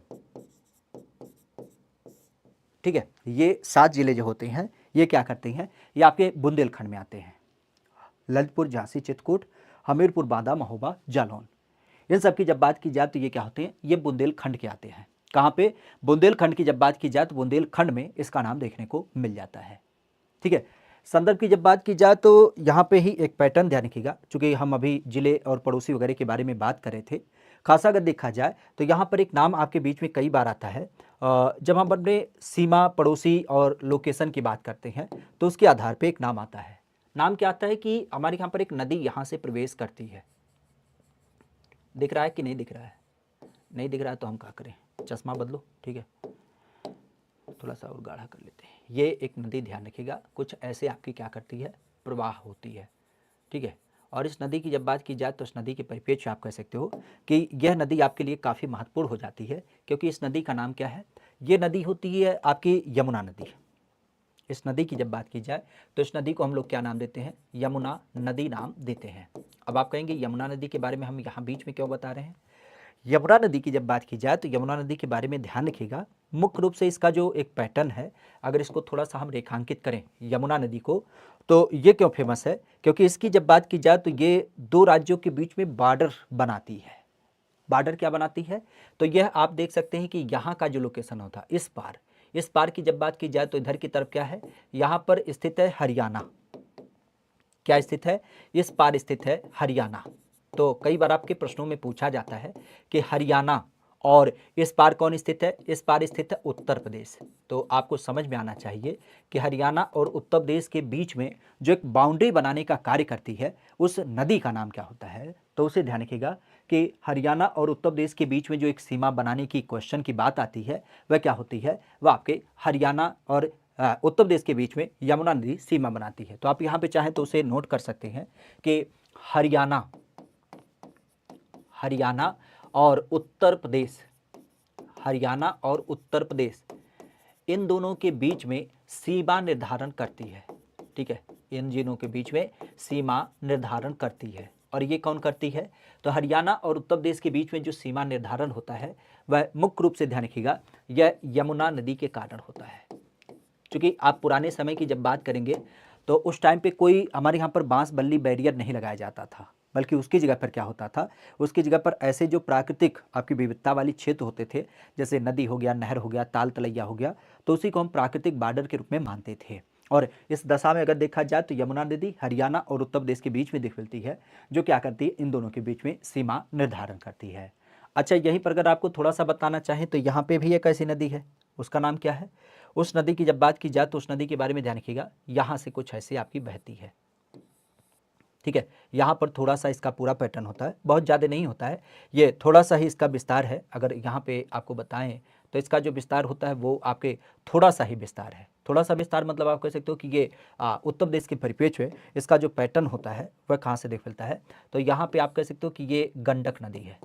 और गंडक नदी की जब बात की जाए तो गंडक नदी कहाँ पे सीमा निर्धारित करती है, तो गंडक नदी जो सीमा निर्धारित करती है वो बिहार और उत्तर प्रदेश में सीमा निर्धारित करती है। तो आप चाहें तो इसे भी ध्यान रखिएगा कि गंडक नदी जो है, गंडक नदी ये किस पे सीमा निर्धारित करती है, तो ये आपके यूपी और बिहार, यूपी और बिहार की जब बात की जाए तो यूपी और बिहार की सीमा निर्धारित करती है। तो यूपी और बिहार की जब बात की जाए तो यूपी और बिहार का जो सीमा निर्धारण होता है वह किसके माध्यम से होता है, तो वह आपके गंडक नदी के माध्यम से होता है। गंडक नदी बेसिक अगर देखा जाए तो गंडक नदी हमारे यहाँ पे बहुत ज़्यादा विस्तारित नहीं होती है। अगर देखा जाए तो ये नेपाल से निकलती है और नेपाल से निकलने के बाद ये जो महाराजगंज और कुशीनगर का जिला है केवल इसी से होकर के और फिर आगे निकल जाती है बिहार में। लेकिन अब वही है कि नेपाल और यूपी के बीच में ये थोड़ा सा क्या करती है, बॉर्डर आपका साझा करता है, ठीक है। तो यहाँ पर अगर देखा जाए तो यहाँ पर क्या होता है, यहाँ पर आप कह सकते हो कि महाराजगंज और कुशीनगर इनकी जब बात की जाए तो इनके बीच में जो सीमा निर्धारित होती है वह किसके द्वारा होती है, तो आपके गंडक नदी के माध्यम से होती है, ठीक है। गंडक नदी के माध्यम से ये आपकी क्या करती है, सीमा का निर्धारण करती है। अब यहाँ पे कोई संशय हो तो एक बार बताएं, ठीक है। यहाँ पर अगर कोई संशय हो तो एक बार बताएं, यहाँ पर कोई संशय हो तो एक बार बताएं। संशय तो नहीं है लेकिन एक बिंदु जरूर है, ध्यान रखिएगा। इन्हीं क्वेश्चन के बीच में एक क्वेश्चन और बनता है, जब आपसे पूछा जाता है कि हमारे प्रदेश का जो सबसे पूर्वी जिला है बलिया, ठीक है, सबसे पूर्वी जिला है बलिया, बलिया सबसे पूर्वी जिला है, ये तो हम बाकायदा जानते हैं। लेकिन बलिया की सीमा किसके साथ लगती है, या जो हमारे यूपी का सबसे पूर्वी बिंदु है वह किस राज्य के साथ सीमा साझा करता है, तो यहाँ पे आप ध्यान रखिएगा। हमारे यूपी के परिप्रेक्ष्य जो सबसे पूर्वी बिंदु है बलिया, तो यहाँ से तो बलिया का क्लियर है कि बलिया बिहार राज्य के साथ सीमा साझा करती है, यहाँ हमें कोई कन्फ्यूजन नहीं होता है। बलिया की जब बात की जाए तो बलिया बिहार के साथ सीमा साझा करती है, इसमें हमें तनिक कन्फ्यूजन नहीं होता क्योंकि वो तो साफ साफ दिख रहा है। कन्फ्यूजन यहाँ पे होता है शामली को लेकर के, आपके सहारनपुर को लेकर के, सोनभद्र को लेकर के, क्योंकि आप भी जानते हैं सोनभद्र 4 राज्यों के साथ सीमा साझा करता है। आप किसको कहेंगे, बिहार के साथ, मध्य प्रदेश, झारखंड या छत्तीसगढ़ के। शामली की जब बात की जाए तो हिमाचल या फिर हरियाणा के साथ। सहारनपुर की जब बात की जाए तो ये हिमाचल के साथ, हरियाणा के साथ। मतलब अंतिम बिंदु कौन सा है जिसको हम मूल अंतिम मानते हैं, कि जैसे ये उत्तरी बिंदु है तो उत्तरी कौन सा है, ठीक है। दक्षिणी है तो दक्षिणी कौन सा है, अगर इसकी बात की जाए, ठीक है। तो उत्तर दक्षिण के परिप्रेक्ष्य अगर देखा जाए तो इसका संदर्भ क्या देखने को मिल जाता है, ठीक है। तो यहाँ पे अगर देखा जाए तो मुख्य रूप से आप जैसे पूर्वी की बात की तो पूर्वी कौन सा होता है, पूर्वी की जब बात की जाए तो पूर्वी बलिया बिहार के साथ लगती है। अगर हम दक्षिणी बिंदु की बात करें जो सोनभद्र है, यह किसके साथ लगता है, तो यह ध्यान रखिएगा छत्तीसगढ़ के साथ लगता है। छत्तीसगढ़ राज्य के साथ हमारा जो सबसे दक्षिणी बिंदु होता है वह आपका क्या होता है, शामली होता है, ठीक है। तो छत्तीसगढ़ की जब बात की जाए तो छत्तीसगढ़ क्या होता है, छत्तीसगढ़ की जब बात की जाए तो छत्तीसगढ़ क्या होता है, सबसे दक्षिणी होता है। और यहीं पर अगर देखा जाए तो ये जो सहारनपुर साझा करता है आपके हिमाचल प्रदेश के साथ, अगर इसकी बात की जाए तो ये कौन सा लोकेशन माना जाता है, तो ये पूर्ण रूप से आप कह सकते हो ये माना जाता है आपके, जब हम बात करते हैं उत्तर पश्चिम के रूप में, ठीक है। क्योंकि ये थोड़ा सा किनारे का लोकेशन है, मतलब आप कह सकते हो कि कोने का लोकेशन होता है, तो इसे हम क्या मानते हैं, ये उत्तर और पश्चिम का संबंध होता है। तो सहारनपुर की जब बात की जाए तो ये क्या होता है, यह उत्तर पश्चिम संबंध होता है, उत्तर पश्चिम दिख ही रहा है।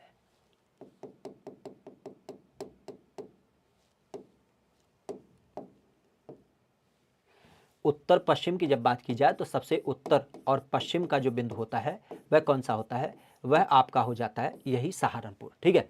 तो उत्तरी बिंदु की जब बात की जाए तो सबसे उत्तर पश्चिम बिंदु जो होता है वह आपका क्या होता है, हमारा सहारनपुर के परिप्रेक्ष्य में आप कह सकते हो कि यह हिमाचल के साथ साझा होता है। किसके साथ, हिमाचल के साथ साझा होता है।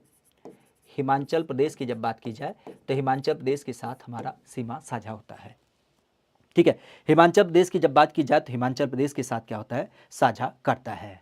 और इसी तरीके से अगर देखा जाए तो शामली किसके साथ साझा होती है, शामली का मुख्य संदर्भ ध्यान रखिएगा ये हरियाणा के साथ साझा होती है। ठीक है, तो शामली का जो संदर्भ है वो हरियाणा के साथ साझा करती है और इस तरीके से क्या होता है, यह सबसे पश्चिमी बिंदु माना जाता है। तो ये बंद भी आपका क्लियर हो गया कि अगर हम बात करें आपके जिले के आधार पे, खास करके अंतिम जो पूरा बिंदु होता है जिसमें बिहार की जब बात की जाए तो बिहार आपके सबसे पूर्वी राज्य के साथ में हो जाएगा। अगर हम उत्तर दक्षिण की बात करें तो उत्तर पश्चिम के परिप्रेक्ष्य में क्या हो जाएगा, ये हिमाचल प्रदेश हो जाएगा क्योंकि कोने वाला लोकेशन है। इवन आप कह सकते हो कि सबसे पश्चिमी जो बिंदु होता है वह क्या होता है, वो हरियाणा होता है जो शामली के साथ साझा करता है और इस परिप्रेक्ष्य में ये सबसे पश्चिमी हो जाता है। और साथ ही साथ अगर देखा जाए तो यहाँ पे आप कह सकते हो सबसे दक्षिणी जो है उसका नाम क्या होता है, उसका नाम होता है छत्तीसगढ़। तो छत्तीसगढ़ के साथ क्या होती है, यह सीमा आपके साझा होती है। ठीक है, छत्तीसगढ़ की जब बात की जाए तो छत्तीसगढ़ के साथ क्या होती है, यह सीमा आपके साझा होती है। अब इसमें कोई संशय, इसमें कोई संशय हो तो एक बार बताएं, इसमें कोई संशय हो तो एक बार के लिए बताएं।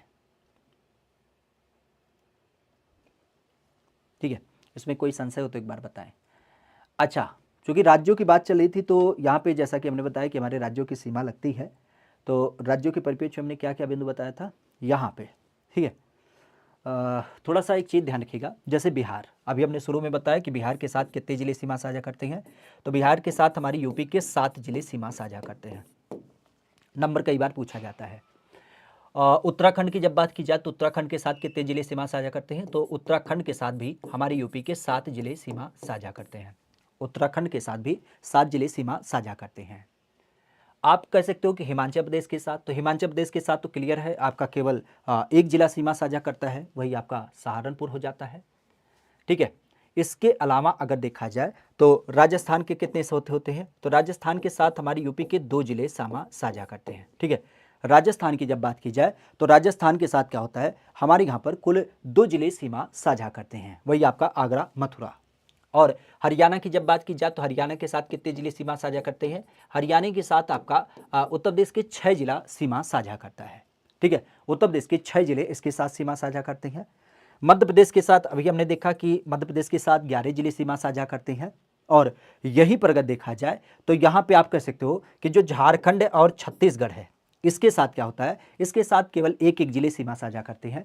और दिल्ली के साथ तो आपने देखा ही कि दिल्ली के साथ क्या होता है, यूपी के आप कह सकते हो मुख्य रूप से 2 जिले आपके सीमा साझा करते हैं, गाजियाबाद और गौतम बुद्ध नगर। ठीक है, तो अगर आपसे कोई बिंदु ये भी कहता है कि बताइए राज्यों के परिप्रेक्ष्य जो जिले सीमा साझा करते हैं कितने कितने जिले होते हैं, तो आप यहाँ से देख सकते हैं कि उत्तराखंड के साथ 7 जिले लगते हैं, हिमाचल प्रदेश के साथ केवल 1 जिला लगता है, हरियाणा के साथ 6 जिले लगते हैं, राजस्थान के साथ 2 जिला लगता है, दिल्ली के साथ 2 जिला लगता है, मध्य प्रदेश के साथ 11 जिले साझा करते हैं, झारखंड और छत्तीसगढ़ के साथ केवल 1 जिला लगता है और बिहार के साथ आपके 7 जिले लगते हैं। जबकि यही पर अगर देखा जाए तो नेपाल के साथ क्या होता है, नेपाल के साथ भी हमारे 7 जिले सीमा साझा करते हैं। कितना आसान है समझना भाई, 7 उत्तराखंड के साथ, 7 नेपाल के साथ, 7 बिहार के साथ सारे तो लगभग बराबर नंगर हैं। ठीक है, तो 7 7 7 उधर 7 है, मध्य प्रदेश हमें बार बार चर्चा में आता है तो ये 11 हो जाता है। और राजस्थान के साथ क्लियर ही है कि 2 जिले हैं, दिल्ली के साथ भी 2 जिले हैं, कन्फ्यूजन कहीं पे है ही नहीं है। 3 ऐसे हैं, झारखंड, छत्तीसगढ़ और हिमाचल प्रदेश, इसके साथ केवल एक एक जिले साझा करते हैं, केवल एक ही यही बच रहा था हरियाणा, हरियाणा 6 जिले के साथ साझा करता है। तो इस तरीके से आप देख सकते हैं 11 सबसे ज़्यादा मध्य प्रदेश के साथ, फिर आप कह सकते हो कि 7 जिले उत्तराखंड, नेपाल और बिहार के साथ, फिर आपका 6 जिला हरियाणा के साथ, फिर आपके 2 जिलों के रूप में खास करके दिल्ली और राजस्थान के साथ, और 2 के बाद फिर आपका 1 अर्थात झारखंड, छत्तीसगढ़ और हिमाचल प्रदेश, यह आपको देखने को मिल जाता है। यहां तक कोई संशय, यहां तक कोई संशय हो तो एक बार बताएं, यहां तक कोई संशय हो तो एक बार के लिए बताएं। और बाकी अगर इस चैनल पे बने हैं तो इस चैनल को भी लाइक से सब्सक्राइब करें।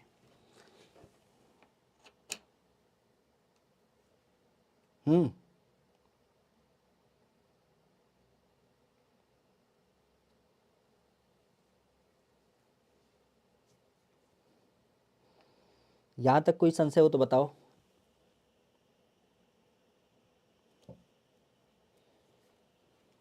उत्तर प्रदेश की जब हम बात करते हैं पड़ोसी के बारे में, हालांकि आज पड़ोसी का मुद्दा कुछ ज़्यादा गंभीर हो गया, लेकिन अटल बिहारी वाजपेयी ने कहा था ना कि पड़ोसी को हम परिवर्तित नहीं कर सकते हैं, तो उससे अपना व्यवहार बना के रखना चाहिए। ठीक है, तो पड़ोसी हम बदल नहीं रहे हैं, पड़ोसी के बारे में केवल जान रहे हैं। ठीक है, चलिए एक बिंदु यहाँ पे थोड़ा सा और ऐड करते हुए चले। हालांकि पिछले क्रम में हमने आपसे चर्चा भी किया था, खास करके जब हम बिंदु की बात करते हैं तो बिंदु के रूप में आपने सुना भी होगा, कई बार आपके बीच में एक क्वेश्चन आता है कि हमारे उत्तर प्रदेश की लंबाई चौड़ाई का मापन क्या है। तो ध्यान रखिएगा, अगर यहाँ पे बात की जाती है, आपने सुना भी होगा कि अगर ये उत्तर है और उत्तर से दक्षिण की बात की जाती है, तो उत्तर से दक्षिण हमारी यहाँ पर कितनी लंबाई होती है, ये 240 किलोमीटर आपने देखा होगा। तो 240 किलोमीटर जो है ये उत्तर से दक्षिण हमारे यहाँ की लंबाई होती है। और यही पर अगर देखा जाए तो फिर बात आती है आपके पूरब से पश्चिम, तो ये कितना होता है, तो पूरब से पश्चिम का नाम ध्यान रखिएगा, ये जो आपकी चौड़ाई होती है, खासा अगर इसकी बात की जाए तो पूरब से पश्चिम का जो पैटर्न होता है वह कितना है, तो पूरब से पश्चिम जो होता है वह आज वर्तमान आपको 650 किलोमीटर दिख मिलता है। ठीक है, तो ये भी क्वेश्चन कई बार पूछा गया है कि हमारे यहाँ पर पूरब से पश्चिम और उत्तर से दक्षिण ये कितने बिंदु होते हैं। तो पूरब से पश्चिम की जब बात की जाए तो ये 650 किलोमीटर होता है, और उत्तर से दक्षिण जो होता है वो आपके 240 किलोमीटर होता है। कई बार सीधे सीधे परीक्षा में ये भी पूछा गया है। ठीक है, तो मुझे लगता है कि इसमें कोई आपको संशय है इस विषय को लेकर के, इस बिंदु को लेकर के हम थोड़ा सा इस विस्तार को और आगे बढ़ाने की कोशिश करते हैं। ठीक है, ओ भाई साहब उत्तर वाले कहाँ गए, आ जाओ आ जाओ आ जाओ जाओ जाओ, आगे का काम आ गया। ये फिर आपका उत्तर प्रदेश है। इन भाई साहब को देख पा रहे हैं, इन भाई साहब को समझिएगा, यही एक ऐसे हैं जो पूरे देश में क्या करते हैं, राजनीति की दिशा बदल देते हैं। ठीक है, तो अब इन उत्तर प्रदेश की जब बात की जाए पड़ोसी के बाद, मुख्य रूप से अगर देखा जाए तो एक चीज़ ध्यान रखिएगा, अगर हम अपने प्रदेश के बनावट की बात करें तो कई बार आपने सुना होगा कि हमारे यहाँ पर एक बड़ा सा पठार हुआ करता था, एक बड़ा सा पठार हुआ करता था। और ये जो बड़ा सा पठार था, अगर इसकी बात की जाए तो ये तैर रहा था पानी में, और पानी में तैरते तैरते क्या हो जाता है, आप कह सकते हो कि ये आगे बढ़ता जाता है, और आगे बढ़ते जाते जाते क्या करता है, कुछ एक तालाब जैसी संरचना, एक समुद्री क्षेत्र, तो फिर क्या करता है, ये उसके अंतर्गत इंटर करता चला जाता है। ठीक है, क्योंकि आप भी जानते हैं कोई भारी चीज़ होती है, जैसे आप देखिए ना कोई ढेला टाइप का चीज़, उसको आप पानी में फेंकते हैं तो वो पानी में ढब दे चला जाता है। तो वही चीज़ है कि ये पहाड़ जैसी पत्थर जैसी संरचना थी जिसको हम प्लेट कहते हैं, और ये प्लेट क्या हो रही थी, ये धीरे धीरे आप कह सकते हो चूँकि पानी की संरचना थी तो उस पानी के संरचना में क्या हो रहा था, ये धीरे धीरे आगे बढ़ती जा रही थी। ठीक है, पानी की संरचना में ये धीरे धीरे क्या हो रही थी, आगे बढ़ रही थी। अब जब आगे बढ़ने की दशा आती है तो यहाँ पे क्या होता है, चूँकि तालाब था, आप भी समझिएगा, जब आप कीचड़ में पैर रखते हैं तो उस दशा में क्या होगा, पहली संरचना तो ये होगी कि आपका पैर नीचे धंसता चला जाएगा। लेकिन एक चीज़ ध्यान रखिएगा कि जो नीचे के कीचड़ होंगे वो क्या होंगे, ऊपर आएंगे कि नहीं आएंगे, भाई आएंगे ही आएंगे। आपने देखा होगा कई बार आपकी उंगलियों से बाहर निकलते रहते हैं। ठीक है, तो यहाँ पे अगर देखा जाए तो यहाँ पर भी कुछ ऐसा सीन आपके बीच में निर्मित होता है। सीन क्या बनता है कि यहाँ पर जो कह सकते हो कि पूरी तरीके से यहाँ पे ये जो समुद्र क्षेत्र का कचरा था ये धीरे धीरे क्या हो गया, ऊपर की तरफ उठने लगा। ठीक है, ये जो समुद्र का कचरा था ये धीरे धीरे क्या हो गया, इस कुछ पैटर्न पे आपका ऊपर की तरफ उठने लगा। ठीक है, समुद्र के कचरे की जब बात की जाए तो ये धीरे धीरे क्या हो रहा है, ऊपर की तरफ उठता चला जा रहा है। और नीचे क्या हो रहा है, नीचे आपका प्लेट्यू पूरी तरीके से बन रहा है। नीचे की जब बात की जाए तो नीचे आपका क्या हो रहा है, नीचे आपका पूरी तरीके से प्लेट्यू बनता जा रहा है। ये भूगोल है, और आप भी जानते हैं आज पूरी पृथ्वी क्या है, गोल है। तो इस दशा की जब बात की जाए तो इस दशा में आप कह सकते हो कि यह पूरा एक पैटर्न आपके बीच में निर्मित होता चला जा रहा है, जहां पे हम कह सकते हैं कि जमीन अर्थात तह के अंतर्गत क्या हो रहा है, तह के अंतर्गत ये प्लेट्यू आपका एक दबाव बनाता जा रहा है, और दबाव बनाने के अंतर्गत क्या हो रहा है, खास करके आप कह सकते हो कि इस दबाव क्षेत्र में, अगर इस दबाव क्षेत्र की जब बात की जाए तो इस दबाव क्षेत्र में ये प्लेट्यू जो है इसका विस्तार ऐसा होता चला जा रहा है, खासा अगर देखा जाए तो इस परिप्रेक्ष्य आप कह सकते हो कि ये जो एक बिंदु है, अरे भाई काहे गड़बड़ा रहे हो, ठीक है बन जाओ बढ़िया से। एक तो हम बढ़िया रंगमंच के कलाकार बनना चाह रहे हैं और आप बन ही नहीं रहे हो, ठीक है गलत बात है ना। ठीक है, तो यहाँ पे हमने देखा कि ये जो प्लेट्यू है ये धीरे धीरे क्या हो रही है, आगे बढ़ रही है, और आगे बढ़ने की दशा में क्या हो रहा है, यहाँ का जो मलबा है वो क्या हो रहा है, धीरे धीरे ऊपर बढ़ रहा है। अब जब मलबा ऊपर बढ़ रहा है तो इस दशा में आप कह सकते हो कि ये क्या हो जाता है, यह आप शुद्ध रूप से कह सकते हो कि ये क्या हो जाता है, ये पठार है। इसकी अगर बात की जाए तो ये बिंदु क्या है, यह बिंदु आपका पठार है। तो पठार की जब बात की जाए तो पठार की संरचना यह आपको दिख मिलती है, जो ऑलरेडी क्या है, मजबूत अवस्था में अभी भी हमारे यहाँ पर विद्यमान है। खासा अगर देखा जाए तो इसे हम क्या बोलते हैं, इसको आपने कई बार सुना भी होगा, हमारे यहाँ पर इसको नाम दिया जाता है अपने यहाँ पे प्राचीनतम गोंडवाना लैंड। तो प्राचीनतम गोंडवाना लैंड की जब बात की जाए तो प्राचीनतम गोंडवाना लैंड की जब बात की जाए तो प्राचीनतम गोंडवाना लैंड के रूप में इसका नाम दिया जाता है, जो आज हमारे यहाँ पर क्या है, विद्यमान भी है। ठीक है, तो पहला बिंदु होता है कि ये पठार वाला हिस्सा होता है। दूसरे की जब बात की जाए तो जो ये मलबा उठता है, इस मलबा की जब बात की जाए तो आज की संरचना में हम इसे क्या नाम देते हैं, आज की संरचना में इसको हम नाम देते हैं हिमालय। हिमालय, तो ये हिमालय बन जाता है। अब आप समझिएगा कि ये पहाड़ है और ये हिमालय है, तो ये जो बीच का गड्ढा होता है, खासा अगर इसकी बात की जाए तो ज़रूरत होती है इसको भी भरने की। तो यहाँ पे क्या होता है, इस हिमालय के टूट फूट के कारण विभिन्न प्रकार की यहाँ पे क्या होती हैं, नदियाँ आती हैं। ठीक है, हिमालय का जब आपका टूट फूट होता है तो इस दशा में क्या होता है, यहाँ पे विभिन्न प्रकार की नदियाँ आती हैं और नदियों के द्वारा बालू लाया जाता है।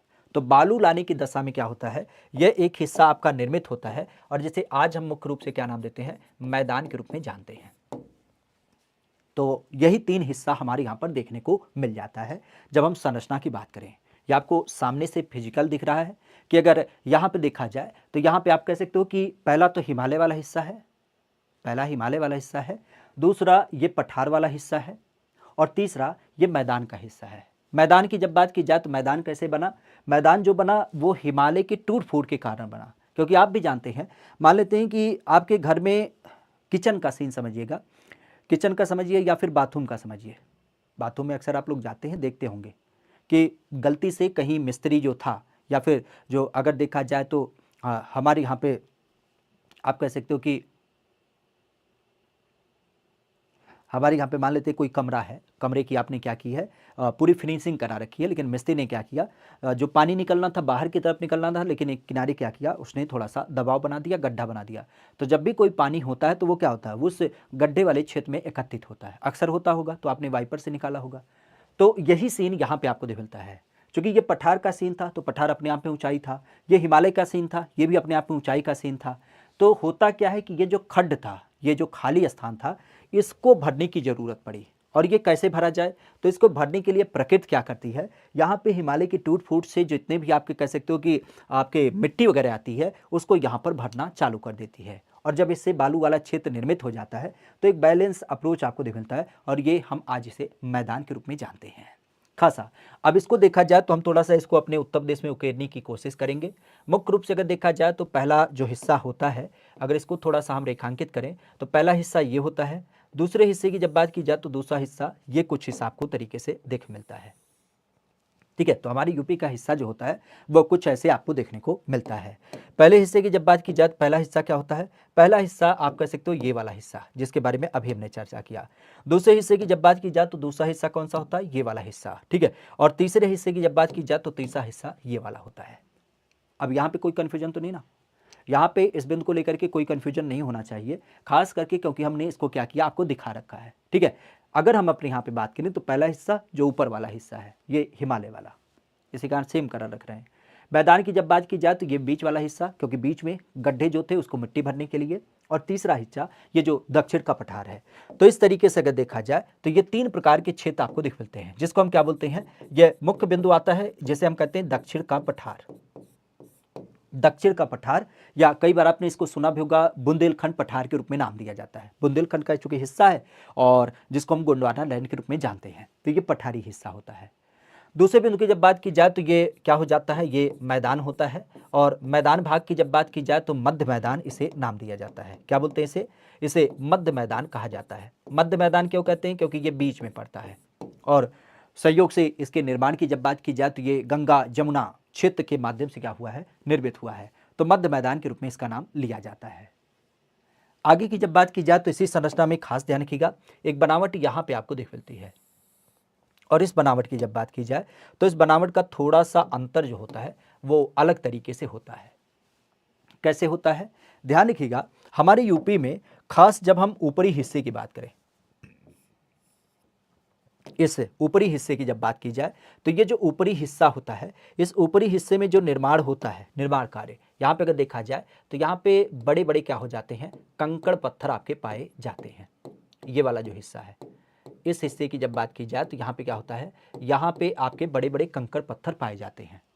क्योंकि आप भी जानते हैं, जैसे मान लेते हैं हिमालय से कोई चीज़ टूट करके आती है तो वो टूट करके क्या करेगी, ज़मीन पे जाएगी, और ज़मीन पे जब जाएगी तो आप कह सकते हो कि बहुत बड़ा बड़ा होगा, बहुत बड़ा बड़ा हिस्सा क्या होगा, टूट करके ज़मीन पे बिखरेगा। तो अक्सर कभी आप हरिद्वार वगैरह जाएंगे या कभी आप नैनीताल की तरफ जाइए या हिमालय लोकेशन में जाइए, मतलब आप ऊंचाई की तरफ, तो वहाँ पे आपको देखने मिलेगा कि सड़क के किनारे इतने बड़े बड़े पत्थर पाए जाते हैं, और वही पत्थर ज़मीन पे जब आते हैं तो मिट्टी हो जाता है, लेकिन पहाड़ी हिस्से पे क्या होता है, इतने छोटे छोटे कंकड़ पाए जाते हैं। तो ये जो ऊपर का हिस्सा होता है, मुख्य रूप से अगर इसे नाम दिया जाए तो इस यहाँ की जो मिट्टी पाई जाती है, इस मिट्टी में कंकड़ पत्थर ज़्यादा मात्रा में पाया जाता है, और कंकड़ पत्थर वाली मिट्टी को ही हम लोग क्या बोलते हैं, अपने यहाँ पे मुख्य रूप से हम लोग इसको भांवर क्षेत्र के रूप में नाम देते हैं, भांवर क्षेत्र के रूप में नाम देते हैं। भांवर क्षेत्र की जब बात की जाए तो भांवर क्षेत्र के परिपेक्ष में कंकड़ पत्थर पाया जाता है। अब एक चीज़ समझिएगा कि कंकड़ पत्थर है तो कई बार आपने देखा होगा कि कभी बालू पे आप पानी डालिए, तो बालू पे जब आप पानी डालते हैं तो उस दशा में क्या होता है, पानी बड़ी तेजी से अंदर चला जाता है। तो यहाँ पे क्या होता है, यहाँ पे ये जो कंकड़ पत्थर वाला क्षेत्र होता है, तो कंकड़ पत्थर वाले क्षेत्र में, भांवर क्षेत्र में क्या होती है, कह सकते हो कि जल धारण करने की क्षमता नहीं होती है। जल धारण की जब बात की जाए तो जल धारण करने की क्षमता ना के बराबर होती है। इसकी जो जल धारण करने की क्षमता होती है वह क्या हो जाती है, वह आपके ना के बराबर होती है, मतलब आप कह सकते हो कम होती है। बहुत ज़्यादा पानी ये क्या करता है, सोखता नहीं है। ठीक है, जल धारण करने की क्षमता क्या होती है, इसकी बहुत ज़्यादा नहीं होती है, अर्थात ये बहुत कम पानी क्या करता है, सोख करके रखता है। तेजी से पानी क्या करता है, अंदर चला जाता है, जमीन में चला जाता है। तो अब होगा क्या, सीधे शब्दों में आप कह सकते हो कि जब जल धारण अच्छी तरीके से नहीं होगा, पानी बड़ी तेजी से अंदर चला जाएगा, तो यहाँ पे जो पौधे लगेंगे, उन पौधों की जब बात की जाए तो ये पौधे कैसे होंगे, तो यहाँ पे अगर देखा जाए तो मुख्य रूप से झाड़ी वाले पौधे यहाँ पे आपको दिख मिलते हैं। झाड़ी वाले पौधे यहाँ पे आपको देखने को मिल जाते हैं। और झाड़ी वाले पौधों की अगर बात की जाए तो इनमें से भी मुख्य रूप से कौन सा होता है, तो इनमें भी आप ध्यान रखिएगा, खास करके रसीले फल। तो रसीले फलों की जब बात की जाए तो रसीले फल यहाँ पे आपके उगाए जाते हैं, जैसे नींबू होता है, नींबू के अलावा जैसे संतरा होता है, जैसे आपका मौसमी होता है। इवन आपके क्वेश्चन में पूछा भी गया था जब हम लीची की बात करते हैं, ठीक है, तो लीची की जब बात की जाए तो नींबू, संतरा, लीची, मौसमी, आम, इन सब की जब बात की जाए तो ये सब क्या होते हैं, यह अच्छी खासी मात्रा में यहाँ पे आपके उगाए जाते हैं। ठीक है, तो पहला बिंदु होता है आपके भांवर के रूप में। भांवर के बाद जब थोड़ा सा आप अगले चरण में आते हैं, खासा इधर की तरफ, तो यहाँ पे क्या होता है, यहाँ पे मिट्टी के जो पार्टिकल होते हैं वो थोड़े छोटे होते चले जाते हैं। यहाँ पे जो मिट्टी के पार्टिकल होते हैं वो थोड़े छोटे होते चले जाते हैं, क्योंकि एक चीज़ समझिएगा, मान लेते हैं 2 थरिया आपके घर में रखा है, कभी आपने बजाया है कि नहीं बजाया है, आपस में दोनों को टकराइए, आवाज़ होता है कि नहीं होता है, बढ़िया से होता है। लेकिन ये कौन सा था, ये आपका जो थरिया था ये स्टील वाला था, आप ऐसे बजाते हैं तो वो आवाज़ करता है, लेकिन आप उसकी जगह पर 2 ईंट उठा के देखिए, जब आप 2 ईंट को आपस में टकराते हैं स्वतंत्र रूप से तो वह ईंट टूट जाता है। तो आप समझिएगा कि हमारे यहाँ पर ये जो ऊपर का हिस्सा था, यहाँ पे बड़े बड़े कंकड़ पाए जाते थे, और ये कंकड़ क्या होते थे, नदी में तैर रहे थे। अब आप समझिएगा कि नदी में तैरते हुए पे इनकी अवस्था क्या रही होगी, स्वतंत्र रही, मतलब फ्री स्टेज में थे। तो ये आपस में क्या करते हैं, लड़ते रहते हैं, और जब आपस में लड़ते रहते हैं तो उस दशा में क्या होता है, इनमें टूट होता है, इनमें बिखराव होता है। इवन आप कह सकते हो कि ये जब आपके नदी में तैरते रहते हैं तो नदी में इनका एक दूसरे से टकराव होता है, तो उसमें घर्षण भी होता है। ठीक है, तो उस कारण से भी क्या होता है, ये टूटते रहते हैं, और इसी टूट के कारण ही क्या होता है, ये हमारे यहाँ का जो अगला बिंदु होता है, खासा अगर इसकी बात की जाए, जिसको हम किस रूप में जान देते हैं, तो इसे नाम दिया जाता है तराई क्षेत्र के रूप में। तराई क्षेत्र के रूप में।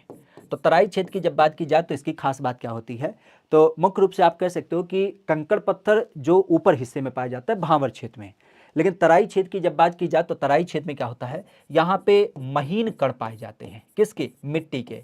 तो मिट्टी के महीन कण आपके यहाँ पर पाए जाते हैं, और मिट्टी के जो महीन कण होते हैं, अब जाहिर सी बात है, आप समझिएगा कि जब आप बालू में पानी डालते हैं तो बालू में पानी बड़ी तेजी से नीचे चला जाता है लेकिन अगर उसी पानी को आप किसी आप मिट्टी वाले क्षेत्र पे डाल के देखिए तो उस दशा में क्या होगा, वो पानी धीरे धीरे जमीन में जाता है। ठीक है, तो यहां पर सीन क्या होता है कि आपका जो महीन कण होता है, क्योंकि इसके पार्टिकल बहुत नजदीक होते हैं, तो इस दशा में पानी क्या होता है, इनके बीच में फंस जाता है। इन द सेंस आप कह सकते हो ये जो क्षेत्र होता है ये दलदल वाला क्षेत्र होता है, दलदल क्षेत्र होता है। और दलदल क्षेत्र मतलब आप कह सकते हो कि यहाँ पे क्या होती है, आर्द्रता बहुत ज्यादा होती है। आर्द्रता या नमी की जब बात की जाए तो नमी बहुत अच्छी खासी मात्रा में होती है, और नमी जब अच्छी खासी मात्रा में होती है तो यहाँ पे जो फसल उत्पादन होते हैं वो बहुत अच्छे होते हैं। और फसल उत्पादन में भी विशेषतः कौन से पौधे आपके उगाए जाते हैं, तो ऐसे पौधे उगाए जाते हैं जिनको ज्यादा मात्रा में पानी की जरूरत होती है। ऐसे पौधे मतलब आप कह सकते हो कि कौन से पौधे, जैसे मुख्य रूप से आप कह सकते हो कि गन्ना, गन्ना के अलावा जैसे चावल, क्योंकि आप भी जानते हैं गन्ना और चावल की जब बात की जाए तो इनके उगाने के लिए हमें अत्यधिक मात्रा में सिंचाई की जरूरत होती है, पानी इनको ज़्यादा मात्रा में चाहिए। तो गन्ना और चावल की जब बात की जाए तो गन्ना और चावल उगाने के लिए हम लोग क्या देख पाते हैं, ये तराई हिस्से की बात करते हैं। तो तराई हिस्से में गन्ना और चावल ज़्यादा मात्रा में उगाया जाता है। मुख्य रूप से अगर देखा जाए चूंकि दलदल क्षेत्र है तो ये कारण ध्यान रखिएगा, यहाँ पे एक विशेष बीमारी भी पाई जाती है, मच्छर। मच्छर की जब बात की जाए तो मच्छर नाम का एक जो जीव होता है वह यहाँ पे यहीं पे पैदा होता है, क्योंकि दलदल क्षेत्र नमी वाला क्षेत्र है। तो अक्सर आपने देखा होगा नमी तालाब क्षेत्र के अंतर्गत ही क्या होता है, मच्छर बहुत ज़्यादा पैदा होते हैं। अब जब मच्छर यहाँ पे आपके पैदा होते हैं तो उस दशा में क्या होता है, यहाँ पे आप कह सकते हो कि इसके कारण कुछ बीमारियां भी, जैसे आपका हाथी पाँव, हाथी पाँव के अलावा अगर देखा जाए तो आपने नाम सुना होगा जैसे जैपनीज इंसेफ्लाइटिस या जिसको मस्तिष्क ज्वर कहते हैं। इवन आप कह सकते हो कि जैसे मलेरिया, ठीक है, मलेरिया। तो विभिन्न प्रकार की जो बीमारियां होती हैं, अगर हम बात करें किसको लेकर के, मच्छर के काटने के कारण, तो मच्छर के काटने के कारण खास करके ये सारे नाम आपको देखने को मिल जाते हैं। ठीक है,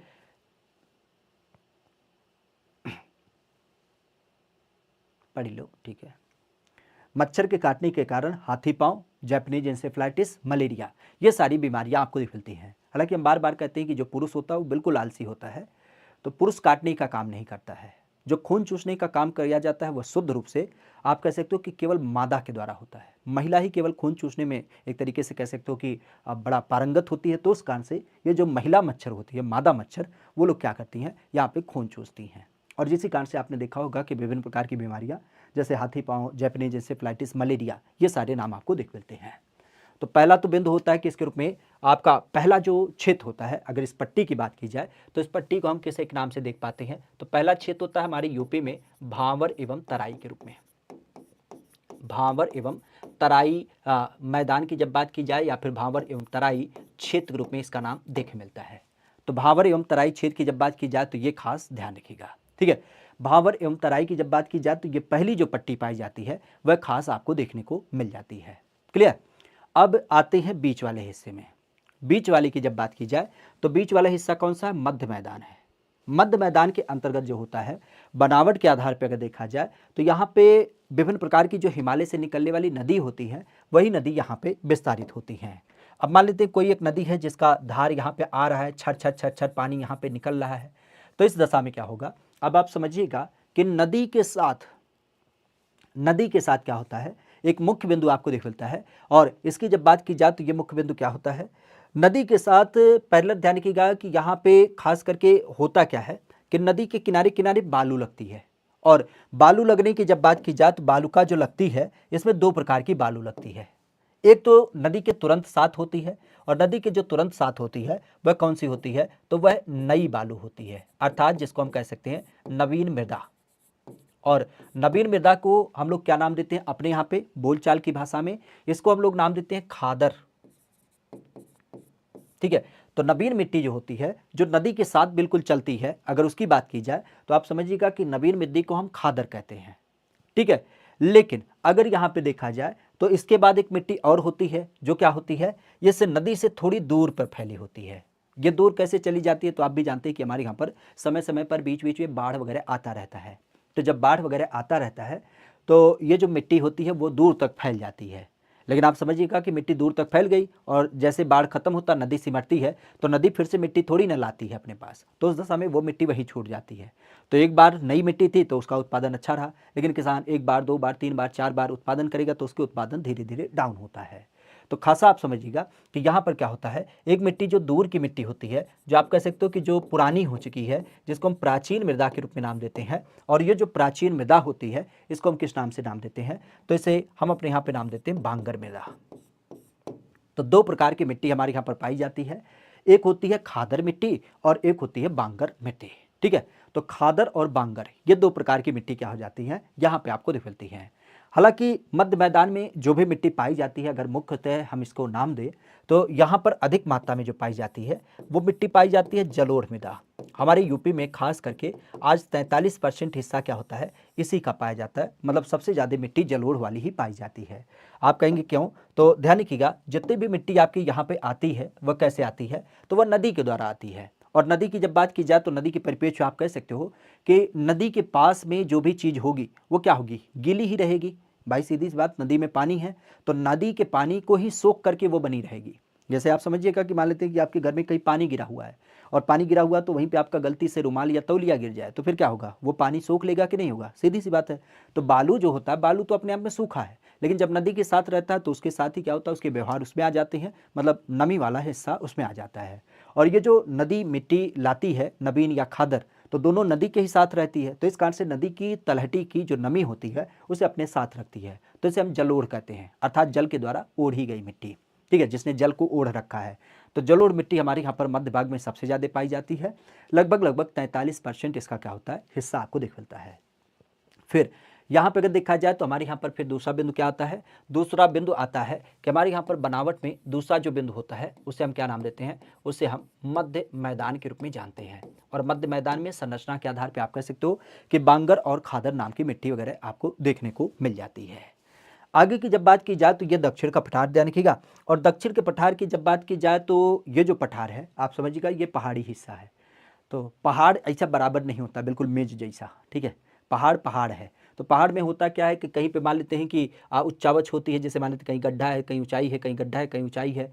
तो छोटे मोटे जो ऊंचाई वाले हिस्से होते हैं वो भी कई बार क्या होता है, भूकंप के कारण या कोई दबाव के कारण या आपसी प्राकृतिक घटनाओं के कारण उसमें टूट फूट होती रहती है, और वही टूट फूट होने के कारण वो क्या होता है, मिट्टी बनता है और आगे के लोकेशन में विस्तारित होता है। तो दक्षिण के पठार की जब बात की जाए तो यहाँ पे जो मिट्टी बनती है वो ध्यान रखिएगा, यह आपको दिख मिलती है लाल कलर की, लाल बलुई मृदा। और लाल कलर की क्यों देख मिलती है, क्योंकि सीधी सी बात इसमें आयरन की मात्रा ज़्यादा होती है, फेरस की मात्रा ज़्यादा होती है। और लाल कलर क्यों कहते हैं, क्योंकि पठार के टूटने के कारण बना है। बलुई क्यों कहते हैं, क्योंकि आप भी जानते हैं जब भी कोई मिट्टी टूटेगा तो उसमें बालू की मात्रा ज़्यादा होगी।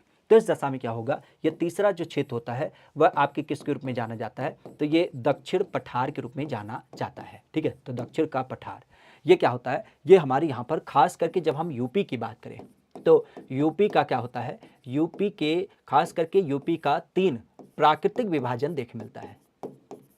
यूपी के 3 प्राकृतिक भाग आपको दिख मिलते हैं। प्राकृतिक भी आप कह सकते हैं, इवन इसको हम भौगोलिक भी कह सकते हैं। क्या कह सकते हैं, इसको हम भौगोलिक भी कह सकते हैं। भौगोलिक क्यों कहेंगे, क्योंकि भूगोल के आधार पे यह 3 हिस्से हमारे यूपी में पाए जाते हैं। क्या क्या नाम होता है, तो भावर एवं तराई का मैदान, मध्य मैदान और फिर आपका दक्षिण का पठार। तो भूगोल के दृष्टिकोण से हमारे यूपी में 3 क्षेत्र आपको देख मिलते हैं, यह नाम खासा ध्यान रखिएगा। और भूगोल के अलावा अगर हम प्रकृति की बात करें तो प्रकृति के आधार पे भी क्या होता है, यह 3 हिस्से आपको देखने को मिल जाते हैं। यहां पर कोई संशय,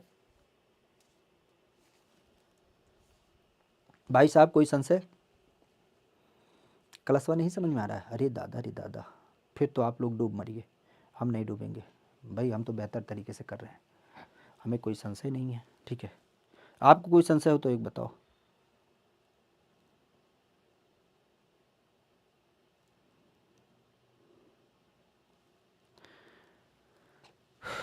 यहां पर कोई संशय हो तो बताओ।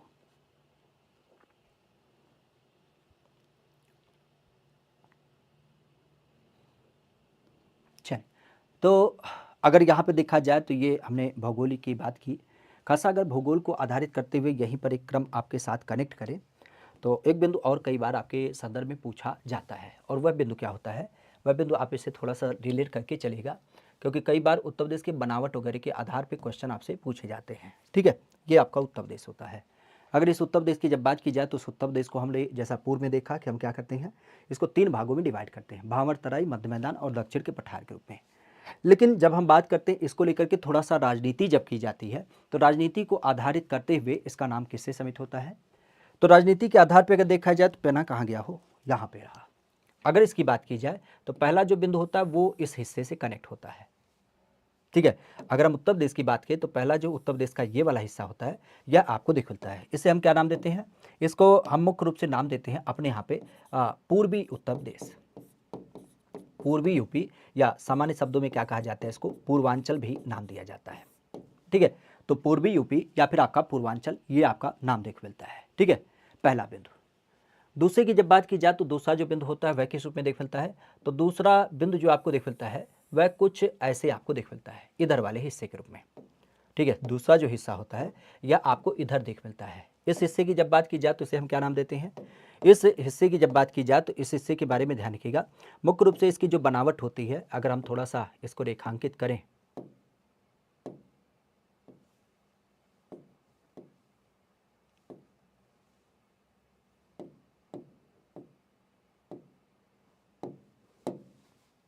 ठीक है, ये वाला हिस्सा अगर इसकी बात की जाए तो इसका संदर्भ क्या होगा? तो ये आपके पश्चिमी यूपी के रूप में जाना जाता है। किस रूप में? अगर इसकी बात की जाए तो इसको हम क्या नाम देते हैं? इसको हम अपने यहाँ पे पश्चिमी यूपी के रूप में नाम देते हैं, पश्चिमी यूपी। पश्चिमी यूपी की जब बात की जाए तो पश्चिमी यूपी आज आप जिसे जानते भी हैं, ठीक है। अगर देखा जाए तो पश्चिमी यूपी के बाद अगला जो बिंदु आता है वह कौन सा आता है? तो अगला जो बिंदु आता है वह आपको देख मिलता है किस परिप्रेक्ष्य में, यहाँ पर खास करके अगर उसको हम थोड़ा सा रेखांकित करें, और ये जो रेखांकित बिंदु होता है वह किस रूप में देख मिलता है? तो यह देख मिलता है आपके मध्य मैदान के रूप में। इसे क्या बोलते हैं? इसे हम लोग मध्य मैदान का नाम देते हैं। और मध्य मैदान के बाद ये वाला जो हिस्सा होता है इसे हम लोग क्या नाम देते हैं?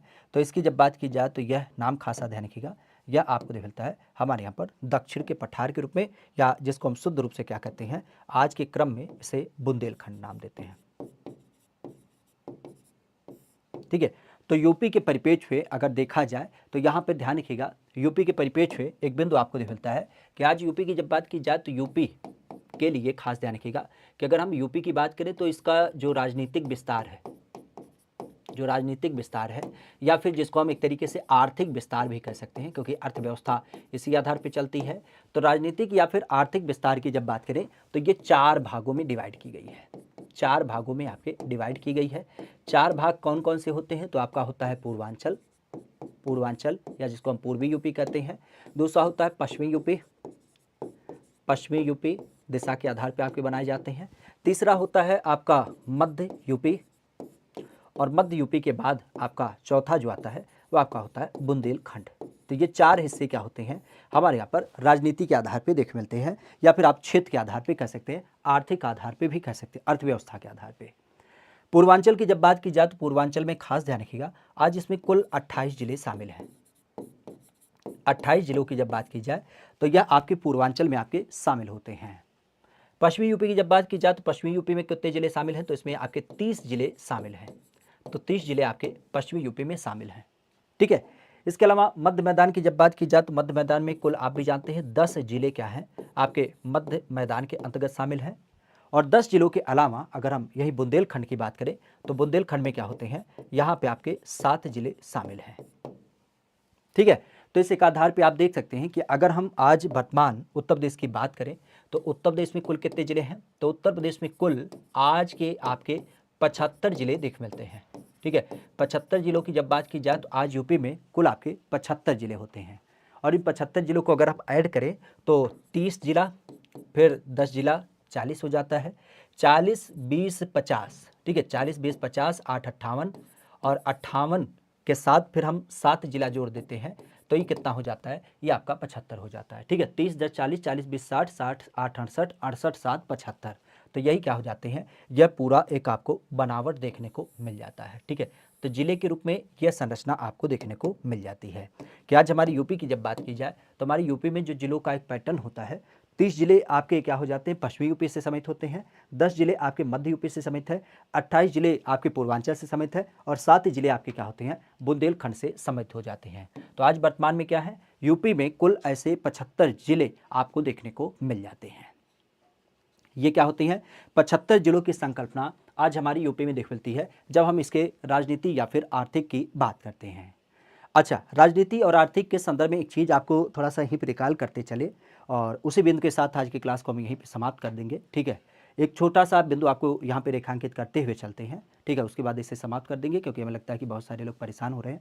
ठीक है, मुख्यतः अगर देखा जाए तो सबसे पहला बिंदु ध्यान रखिएगा कि हमारा जो पूर्वांचल है, आज पूर्वांचल की जब बात की जाए तो कई बार ये सीधा क्वेश्चन पूछा जाता है। पूर्वांचल की जब बात की जाए तो यहाँ पे ध्यान रखिएगा, यहाँ पे जनसंख्या जो होती है वो अत्यधिक मात्रा में रहती है। आपने अक्सर देखा होगा घरों की जब बात की जाए तो घरों की प्रवृत्ति में क्या होता है, भैया, चाचा, ताऊ, दादा, मामा, चौची, मौची, दुनिया भर की चीज़ें यहाँ पे होती हैं।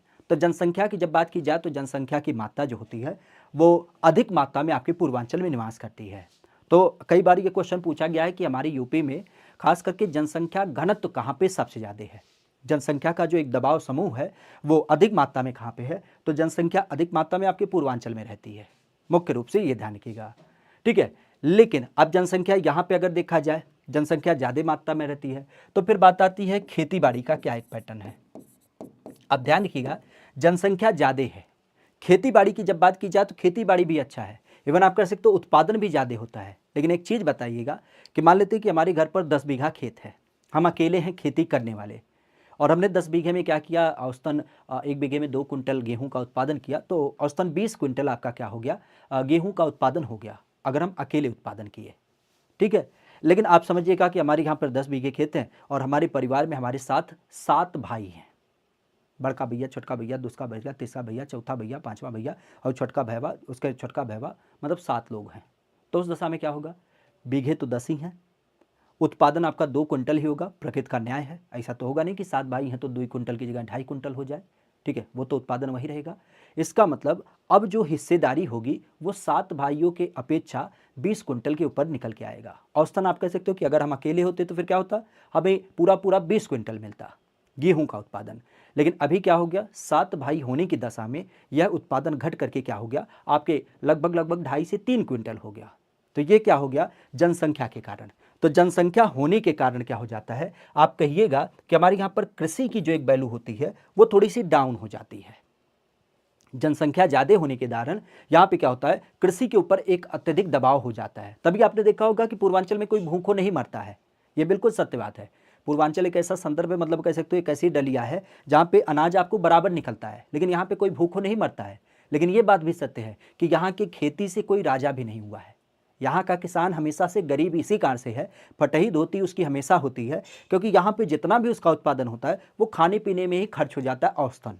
तो यही कारण होता है आपके पूर्वांचल के लिए। अब इसी दोनों बिंदु को अगर हम थोड़ा सा पश्चिमी यूपी पर अप्लाई करें तो पश्चिमी यूपी के संदर्भ में ध्यान रखिएगा, पश्चिमी यूपी में जनसंख्या का दबाव उतना नहीं है। पहली बात तो यही होती है, क्योंकि यहाँ पे अगर देखा जाए तो यहाँ पे जनसंख्या का दबाव क्यों नहीं है, सीधे रूप में आप कह सकते हो कि यहाँ के लोग पढ़े लिखे हैं। तो जब पढ़े लिखे हैं तो पढ़े लिखे लोग क्या करते हैं, जागरूक लोग, आप भी जानते हैं कि बच्चों में गैप रखना या फिर जो एक प्रवृत्ति है, जैसे पूर्वांचल में चले जाइए तो घर में 3 लड़का वहाँ रो रहा है, 2 लड़का खेते पे है, 1 लड़का बोडनी पे नहा रहा है और 2 लड़का स्कूले गए हैं। तो पूर्वांचल की ये प्रवृत्ति होती है, उन्हें लगता है कि जितने ज़्यादा बच्चे होंगे, अगर मान लेते हैं 100 5 बच्चा कमा के लाएगा तो 500 रुपया होगा। उन्हें नहीं पता है कि फिर उसे तरीके से 5 थरिया खाएगा भी। लेकिन उनके यहाँ पे ये रहता है कि ये बच्चे जो होंगे वो सपोर्ट सिस्टम का हिस्सा बनेंगे, तो इसी कारण से वहाँ पे जनसंख्या ज़्यादा होती है। जबकि पश्चिमी यूपी की जब बात की जाए तो उन्हें लगता है यार क्या मतलब है, बच्चा तो बच्चा एक रहे चाहे 10 रहे। तो इस दशा में ये क्या करते हैं, इसको प्रायोरिटी देते हैं। तो जनसंख्या का दबाव यहाँ पे कम है, और जैसा जनसंख्या का दबाव यहाँ पे कम है तो उस दशा में जैसे हमने देखा कि अकेले हम होते तो 20 क्विंटल गेहूँ काटते, लेकिन 7 लोग हो गए तो फिर क्या हो गया, कह सकते हो कि गेहूँ की मात्रा कम हो गई। तो यहाँ पे क्या होता है, जनसंख्या कम होने की दशा में उत्पादन अच्छा हो जाता है। और उत्पादन होने के परिप्रेक्ष्य अगर देखा जाए तो एक बड़ा मुद्दा आता है कृषि को लेकर के। कृषि की जब बात की जाए तो चूंकि यहाँ के लोग जागरूक हैं, पढ़े लिखे लोग हैं, तो अब आप समझिएगा कि गांव देहात का जो एक तरीके से खेत में काम करने वाला किसान है वो क्या करेगा, अपने घर पे जो डेहरी में रखा हुआ गेहूं चावल है उसे ले गया, खेतों में बो दिया और उसी से झुरमुराता हुआ जो गेहूं निकलेगा वही उसका उत्पादन होगा। लेकिन जो पढ़ा लिखा व्यक्ति होगा कहेगा अरे यार 500 रुपया खर्च करो, एक बोरा नया गेहूं का बीज लाओ और बढ़िया फर्टिलाइजर सिंचाई वगैरह डाल करके इसका उत्पादन करते हैं, तो 3 बार सिंचाई देते हैं, तो उस समय क्या होगा, उसका उत्पादन अच्छा होगा। तो ये पढ़े लिखे होने की वजह से क्या होता है, यहाँ पर यहाँ के लोग खेती बाड़ी में जो अत्याधुनिक प्रकार की तकनीकी होती है, मुख्यतः अगर देखा जाए जैसे मशीनरीकरण हो गया, हाइब्रिड क्वालिटी के बीज हो गए, पेस्टिसाइड वगैरह हो गई, या सिंचाई संसाधन की बात करें, तो ये सारी चीज़ें यहाँ पर अच्छी खासी उत्पादन होती है। तो इस कारण से क्या होता है, खेती बाड़ी का एक अच्छा खासा स्तर देख मिलता है। तो ये क्वेश्चन कई बार आपके पूछा गया है कि हमारी यूपी में जनसंख्या का घनत्व कहाँ पे है, बसावट ज़्यादा कहाँ है, तो ये पूर्वी यूपी में पड़ता है। और हमारी यूपी में बात आती है कृषि उत्पादन कहाँ पे ज़्यादा है, तो ये आपके पश्चिमी यूपी में होता है। ठीक है, तो इस चीज़ को ध्यान रखिएगा। ये 2 बिंदु यहाँ से क्लियर हो गए। अच्छा, अगर यहाँ पे हम बात करें बुंदेलखंड के बारे में, तो बुंदेलखंड ध्यान रखिएगा, यहाँ पे ना तो जनसंख्या ज़्यादा है और जनसंख्या भी ज़्यादा नहीं है, तो इस दांते खेती बाड़ी भी यहाँ पर ज़्यादा नहीं है। क्यों नहीं है, क्योंकि ये पठारी रीजन है। तो पठारी रीजन में आप भी जानते हैं बहुत ज़्यादा उत्पादन होता ही नहीं है, और बहुत ज़्यादा उत्पादन नहीं होता तो लोगों का यहाँ पे बसावट भी नहीं है। तो जब ज़्यादा लोग ही नहीं है तो यहाँ उत्पादन का कोई मतलब ही नहीं निकलता, तो इस पर क्वेश्चन नहीं बनते हैं। लेकिन पूर्वांचल और पश्चिमी यूपी में ये जनसंख्या और कृषि को लेकर के कई बार क्वेश्चन पूछा जाता है। इवन ये भी पूछा जाता है कि हमारे यहाँ पर जब हम पश्चिमी यूपी की बात करें तो पश्चिमी यूपी क्या होता है, पश्चिमी यूपी की जब बात की जाए तो आज सबसे ज़्यादा जब हम बात करते हैं किसको, आर्थिक रूप से समृद्ध, तो आर्थिक रूप से जो समृद्ध माना जाता है वह हमारे यहाँ पर पश्चिमी यूपी माना जाता है। और इसी तरीके से अगर देखा जाए तो सबसे ज़्यादा, जब हम अब तो बीमारू नहीं कहेंगे लेकिन फिर भी जो बीमारू या पिछड़ा माना जाता है अगर उसकी बात की जाए तो वह कौन माना जाता है, वह आपका पूर्वी यूपी माना जाता है। तो आर्थिक रूप से अगर हम बात करें पिछड़ा तो वह हम किसे मानते हैं, तो वह आपके पूर्वांचल को माना जाता है। तो आर्थिक रूप से खासा देखा जाए तो पिछड़ा जो माना जाता है वह कौन सा होता है, वह आपका पूर्वांचल होता है। और यहाँ पे आर्थिक रूप से जो समृद्ध होता है वह क्या होता है, वह आपका पूर्वी पश्चिमी यूपी आपको देख मिलता है। क्योंकि मुख्य रूप से आप कह सकते हो दिल्ली के पास कनेक्टिविटी है, और दिल्ली के पास कनेक्टिविटी होने के अलावा अगर देखा जाए तो विभिन्न प्रकार के शैक्षणिक संस्थान, बच्चों के पढ़ाई लिखाई का स्तर, कनेक्टिविटी का माध्यम, तो ये सब इनको क्या करता है, एक अवेयरनेस लेवल क्रिएट करता है। ठीक है, तो ये सारी चीज़ आपको देखने को मिल जाती है, खास जब हम पूर्वांचल और पश्चिमी यूपी की बात करते हैं। यहाँ पर कोई संशय, अगर यहाँ तक कोई संशय नहीं है तो फिर अब आज के विषय को तो हम यहीं पर विराम देंगे। आपके मन में अगर कोई संदेह है तो एक बार उसे पूछ लीजिएगा। ठीक है, और रही बात इस क्लास की पीडीएफ, तो क्लास की पीडीएफ हम क्या करेंगे, आपके साथ साझा कर देंगे टेलीग्राम और व्हाट्सएप ग्रुप पे। ठीक है, और कोई संशय हो तो एक बार बता दें। ठीक है, क्योंकि अब हम इस क्लास को यहीं विराम देंगे।